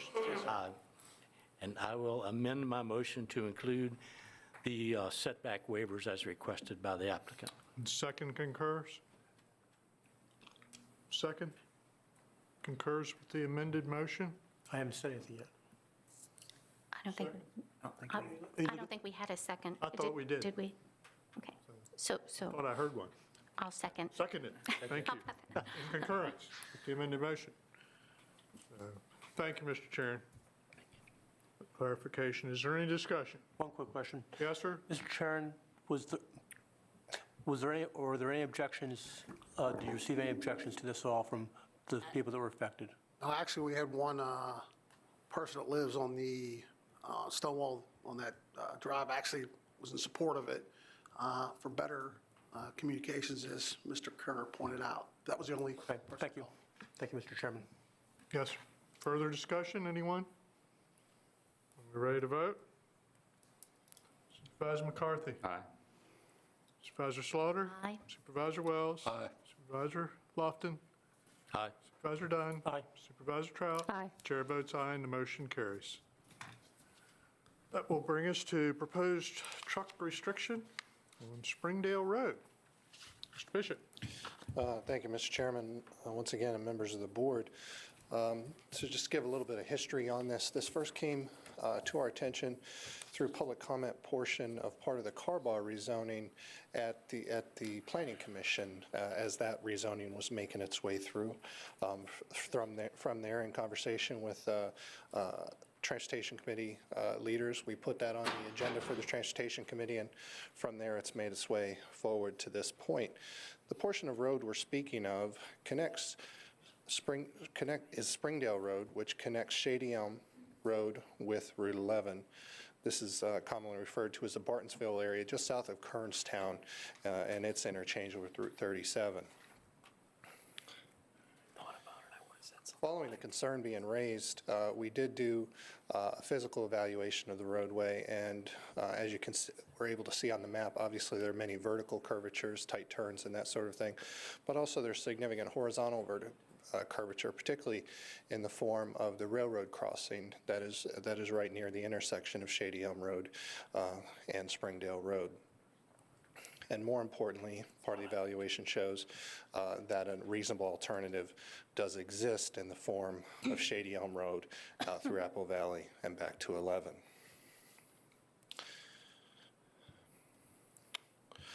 Following the Transportation Committee's recommendation to the board to hold a public hearing, the board did approve that request as part of the Transportation Committee report. This tonight is your public hearing on that at your request. We are seeking action from the Board of Supervisors on whether to go ahead and proceed this to the Commonwealth Transportation Board with the resolution that's included in your packet. This was originally reviewed by the Transportation Committee on December 18th, and they have recommended approval. Thanks, sir. Questions of Mr. Bishop? Anyone? Thank you, sir. Yes, sir. This is a public hearing. Would anyone like to comment concerning the proposed Springdale Road truck restriction? Anyone? Anyone at all? Last call. We'll close the public hearing portion. Discussion? Recommendation? Mr. Chairman, I would recommend that the Frederick County Board of Supervisors adopt a resolution to request that the Commonwealth Transportation Board or its designee consider restricting through truck traffic on Springdale Road, Route 649, from Route 11 to Shady Elm Road, Route 651. Heard the motion. Is there a second? Second. Second. Discussion. I'd just like to say it's long overdue, and I certainly hope they go along with it. It's a safety issue. No one's going to As pull a we- as we trailer all across know. that crossing more than once. Guaranteed. All right, further discussion. Anyone? Supervisor Trout? Aye. Supervisor Dunn? Aye. Supervisor Lofton? Aye. Supervisor Wells? Aye. Supervisor Slaughter? Aye. Supervisor McCarthy? Aye. Chair votes aye, and the resolution is adopted. Brings us to the 2018-2023 Capital Improvements Plan. Ms. Perkins. Thank you, Mr. Chairman, members of the board. Sorry. This is a It's public. had a rough night. It has, yeah. It's a life of its own. As you stated, this is a public hearing for the 2018-2023 Capital Improvement Plan. Now, this is a document that provides project recommendations from various county agencies, as well as tables that outline projected costs and estimates for those facilities. Now, the CIP shows projects for the ensuing 5-year period, as well as 6+ years out. This document continues to follow the format that was adopted with the 2017-2022 CIP. Now, note that the inclusion of projects on the CIP is in no way an indication that Frederick County will be funding these projects. It's strictly advisory. It's intended for use as a capital facilities planning document, not for requesting funding allocations. Now, once adopted, the project priorities and cost estimates may change throughout the year based on changing circumstances, and it is possible that particular projects may not be funded during the years as indicated in the CIP. Now, this year's CIP continues to reinforce the connections between the CIP, the 2035 Comprehensive Plan, and future rezoning applications. Now, this year's CIP contains a total of 81 projects. Those range from schools, parks and recreation, library, county administration, fire and rescue, transportation, and the airport. Now, with the CIP format, those are broken into 3 different tables. First, you have general government expenditures, schools, parks, library administration, fire and rescue. Table 2, transportation. Table 3, airport. These are all broken down on where the funding sources come from, whether it be local, state, or federal funds. Now, I'm not going to go into these very small and detailed tables. They're in your document, in your agenda, and they do have corresponding maps for general county, schools, library, parks, and transportation. So the Comprehensive Plans and Programs Committee endorsed this at their December 2017 meeting. They determined that the CIP is in conformance with the comprehensive plan. The Planning Commission also endorsed this and recommended approval, as well as stated it was in conformance with the comprehensive plan at their January meeting. This came before you at a discussion at your February 14th meeting, and it was sent forward to public hearing. So tonight we are seeking a decision from the board on the 2018-2023 CIP. Glad to answer any questions. Questions, Ms. Perkins, anyone? Thank you, ma'am. Thank you. This is a public hearing. Would anyone like to comment concerning the proposed new CIP 2018-2023? Anyone? Anyone at all? Last chance. Close the public hearing comment. How would the board like to handle this one? I'd like to make a motion that we approve the Frederick County, Virginia 2018-2023 Capital Improvement Plan. Motion to approve. Second. Submitted. Second. Discussion. Anyone? Supervisor Lofton. Mr. Chairman, I would like just to point out that even though the CIP does spell out the projects, their timing, their cost, that is not a schedule set in stone. Right. Yeah, as always, it's a planning tool that needs dates beside it. Any other comments? Well, I'd certainly like to thank staff and the Planning Commission and their committee structure. They've worked very, very hard to get this document caught up and current and get us back on track after a very long delay, and it's much appreciated. Thank you. Are we ready? Supervisor McCarthy? Aye. Supervisor Slaughter? Aye. Supervisor Wells? Aye. Supervisor Lofton? Aye. Supervisor Dunn? Aye. Supervisor Trout? Aye. Chair votes aye. Motion carries. 2018-2023 CIP is adopted. That will bring us to board liaison reports, if there are any. Anyone? Citizen comments on any issue? Dr. Sovine, welcome. Good evening. Mr. Chair, members of the board, I'm David Savine, Superintendent of Frederick County Public Schools and resident of the Shawnee District. I would like to take just a moment to speak to comments that were made earlier this evening under the Board of Supervisor comments pertaining to school facilities and operations. Certainly, I will not take time to speak to previous year's requests from the school board regarding operational funding as well as capital projects funding, but I do want to take a moment to reference my proposed request for FY19, in particular regarding the capital projects fund, $2.7 million. And I understand the board has been engaged in discussion, and perhaps there's been discussion regarding denying this request.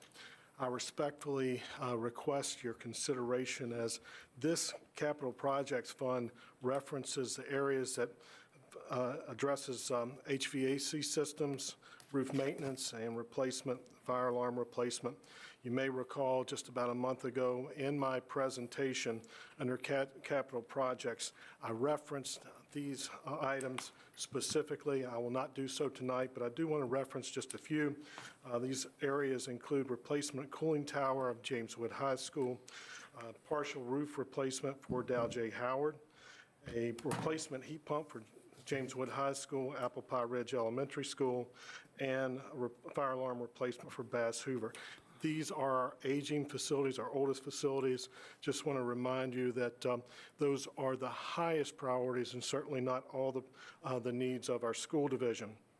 Also, a little over 2 months ago, January the 16th, we had a joint meeting focusing on the Ayler project solely.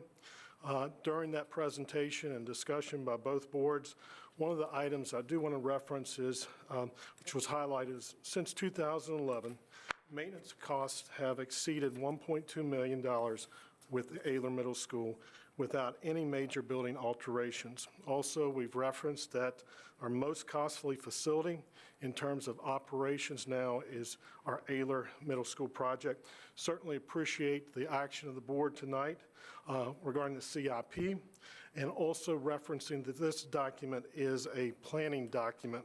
And just want to reference that the Ayler project first appeared on the school board's approved CIP in 2004. The last item that I just want to reference is, once again, going back to the budget presentation last month. I referenced the newsletter in particular regarding our facilities maintenance. Currently, and I'll read to you, currently FCPS has one maintenance technician for every 893 students compared to the state average of one for every 467 students. FC maintenance technicians serve over 2.7 million square feet facility space. We certainly have a very talented staff, but they have a very challenging task with a limited budget. Mr. Chairman, thank you. Thank you, sir. Dr. Savine, the 1.2 million was over what period of time? Since 2011. Since 2011. Yes, sir. Thank you, sir. Thank you. Anyone else? Ms. Kirk? Good evening, Mr. Chairman, members of the board. My name is Joy Kirk. I'm a resident of the Back Creek District. I am an educator in Frederick County Public Schools with 23 years of service and the president of the Frederick County Education Association. Each year, this board looks at the CIP. And I don't envy you the task when you have to decide how to prioritize the items on that list. However, the reality is we live in a growing community. Each day I drive to work, there seems to be another sign advertising yet another development. And I wonder, where will the children go? We talk about the maintenance of our schools. Our schools are becoming overcrowded. If you were to have a second family move into your home, the wear and tear on it is going to increase. The cost of maintaining it is going to increase. Our schools have been overcrowded. When I first was hired at Ayler, there were close to 1,000 students. And when I was there, they told me at one point there had been even more. We're overcrowding our schools instead of dealing with the problems. If we want our schools to last 50-plus years, we need to make sure they're not overcrowded, or if they are, it's for a very brief period of time. We need to make sure we are funding the maintenance request of the school board, and we need to make sure that we are doing all we can to provide our students the best learning environments. There was a study done that shows a growing body of research has found that school facilities have a profound impact on both teacher and student outcomes. With respect to teachers, school facilities affect teacher recruitment, retention, commitment, and effort. With respect to students, school facilities affect health, behavior, engagement, learning, and growth and achievement. I think we've heard a lot of that tonight from our students. We need them to take pride. They're proud of themselves, as well they should be. I wish they were still here to know how proud their teachers are that they stood up and spoke for themselves. I can stand here and I can advocate all I want, but what I really want you to hear is the children. Thank you. Thank you. Yes, ma'am.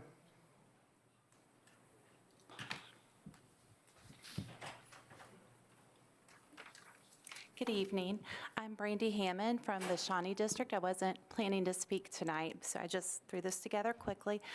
But Mr. Lofton, after all the community members spoke in support of the Ayler building, you were questioning, the maintenance issues. And I agree that, it hasn't been adequately maintained over the years.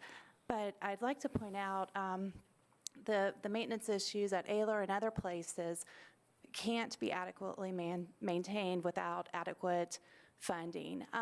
We moved here from Cobb County, Georgia 6 years ago. My oldest daughter attended elementary school there, Dewes Elementary in Marietta, Georgia, and that school was well over 50 years old. But it didn't have the issues Ayler does, because in that community, education is valued. So over the years, the building didn't sit as it was. It was constantly renovated, updated, staying current. So it's not just an aging building. When we build new buildings here, and some that are only 10 or 20 years old, they'll end up in the same state as Ayler if we don't maintain these buildings and renovate and update them over the years. A few weeks ago, I was reviewing some budget things, and the Frederick County Public Schools FY 2018 budget, under the Facilities Services Department, there was a heading, Impact of Reduced Funding, and that was the reduced funding from this board. And I encourage you to look at all the whole thing under there. It's on page 205 in the FY 2018 budget. And it outlines some of the things, like unfilled positions that are needed, people there that are having to kind of cover multiple roles. I mean, really, it's amazing what they're doing over there. They're doing other people's jobs because they don't have the money for those positions. It also discusses, rising costs of maintenance and items, equipment, that kind of thing. And part of that, and like I said, I encourage you to read the whole thing, but I quote, as preventive maintenance is completed at insufficient levels, large-scale renovation and construction projects continue to increase. Additional operating funds will reduce the need for elevated costs for critical repair and increased cost. So please, this is nothing new. That was a result of reduced funding last year for these maintenance costs. So I encourage you to, look into that for Ayler, like you referred to, Mr. Lofton, but all the needs of our schools as they age. And prevent some of this by building, quality schools to start with. Frederick County Middle School is terrific. It's something that was planned to save us money and will, but I don't want that to end up in the same state as Ayler, 50 years from now due to lack of maintenance. Thank you for your time. Thank you. Anyone else?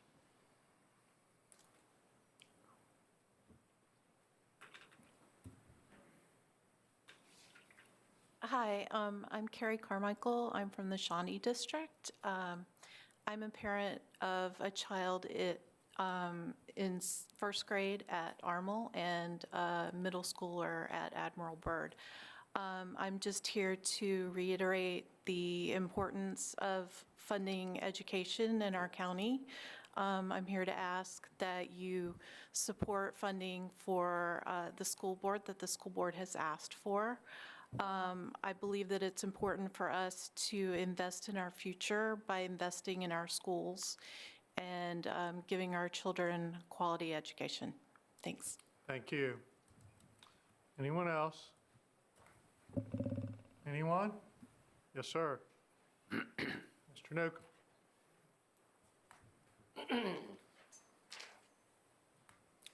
Dana Newcomb, Gainsborough District. Clearly, the taxpayers and the Board of Supervisors are responsible for the funds necessary to construct and maintain the facilities that will ensure that our students get proper education. However, responsibility for the identification and execution of that maintenance falls with the leadership of the school board and the school administration. Now, I was very impressed with the ability of that leadership to mobilize, manage, and manipulate students, parents, and teachers this evening in presenting their case. Unfortunately, they're not as competent when it comes to managing the long-term maintenance of the schools as represented by the substance of what they had to say this evening. And they're so unethical as to try and deflect that failure back onto the Board of Supervisors. You have my apology for our school administrators and school board. I recommend that you consider that lack of personal integrity in your future dealings with them. Thank you, sir. Anyone else? Anyone? Yes, sir. No. Okay. That's what this means. Thank you, sir. Anyone else like to speak? Board of Supervisors comments, are there any? Supervisor Dunn. Couple quick comments. Number one, we talked about the vehicle replacement schedule for members, but those two members were Jay Tibbs and Sharon Kibler. So I want to thank Mr. Tibbs and and Sharon Kibler for the work. They did a great job, and they just need to be recognized for that. Number two, I have been at Ayler. I did spend a couple hours there walking through. May not be able to spend a whole day there. We all work. We're not being paid there, so, we're trying to make the best and balance out what we have. But I have been there, talked to students, talked to teachers. Just want to let you know that. Thank you, Mr. Chairman. Anyone else? Mr. Chairman. Yes, sir. Supervisor McCarthy. I'd just like to recognize the youngsters who stayed here until almost 10:30 this evening. While their peers are probably at home, either in bed, playing video games, or watching television, I just want to commend you guys for doing your civic duty. I think it's a wonderful thing to see, regardless of your perspective on things. I think it's important that you always exercise those rights and those liberties that you have. So I commend all of you guys for hanging in there this long. It's been tough. Well done. Anyone else? Mr. Chairman, Yes, sir. I just wanted to quickly address Mr. Newcomb. Mr. Newcomb, I just wanted to address you really quickly. In terms of the school board mobilizing people to be here, I'm a supervisor, but I also work at Ayler Middle School, and I was completely surprised to see this row of students show up tonight. So you shouldn't question the integrity of the school board. That was a completely parent and student initiative, and I can testify to that because I was in the building every day, as I am. I also wanted to thank Ms. Hammond, I believe, for making comments regarding maintenance, as this is something that I feel I've been trying to convey to the board throughout our budget work sessions, that we are the stewards of the taxpayer dollars, and that includes maintenance of our facilities. And so if we are not providing funds for things such as replacing a chiller at James Wood High School, and forgive me if that's not the correct thing that needs to be replaced, but any of those capital needs, then we are the reason that these buildings are failing. So we need to provide the funds in order for the maintenance to take place. And if we don't do that, then we're putting ourselves in this position again when another building fails 50 years from now. So I urge the board to consider that as we come to a budget work session with the school board. I believe it's next week or the week after, I can't remember. So please look at that prior to that meeting. Thank you. All right, well, that's a great lead into a little discussion that I need your help with. As you all had requested a work session, another work session with the schools, as soon as possible, we met with them and tried to get that scheduled. The first opportunity for us to actually have that is the 28th, which is our public hearing on budget. So my question is, do you want to proceed with that discussion that night in a work session environment prior to that meeting, or would you like to delay it until the following meeting? Also, we've received a request for questions and issues that you want the school board and their folks to be prepared to address. Please make sure those get submitted. It affects the timetable if we don't get them in. So I'm asking for the 28th or the following meeting. Consensus, please. I'm in favor of the 28th. 28th. Judy? I prefer the following week. Okay. Bob? I think the following week for me. 28th. Following week. 28th. You all were a big help. I'll go 28th. You're welcome, Mr. Chairman. That way you won't have to do it again, so. We'll do it on the 28th. Does that help? No, No. not really. Okay, so we will continue. Please get those responses back into staff so they can forward them, so that the schools have an opportunity to be prepared to address your questions. Does anyone have anything else? And we thank everyone for their time and attention. Vice Chairman? I know. Mr. Chairman, I move we adjourn. To adjourn, second. All those in favor, aye. Aye. Opposed, no. We thank everyone for their time, attention, and their input. John, I need to go to bed.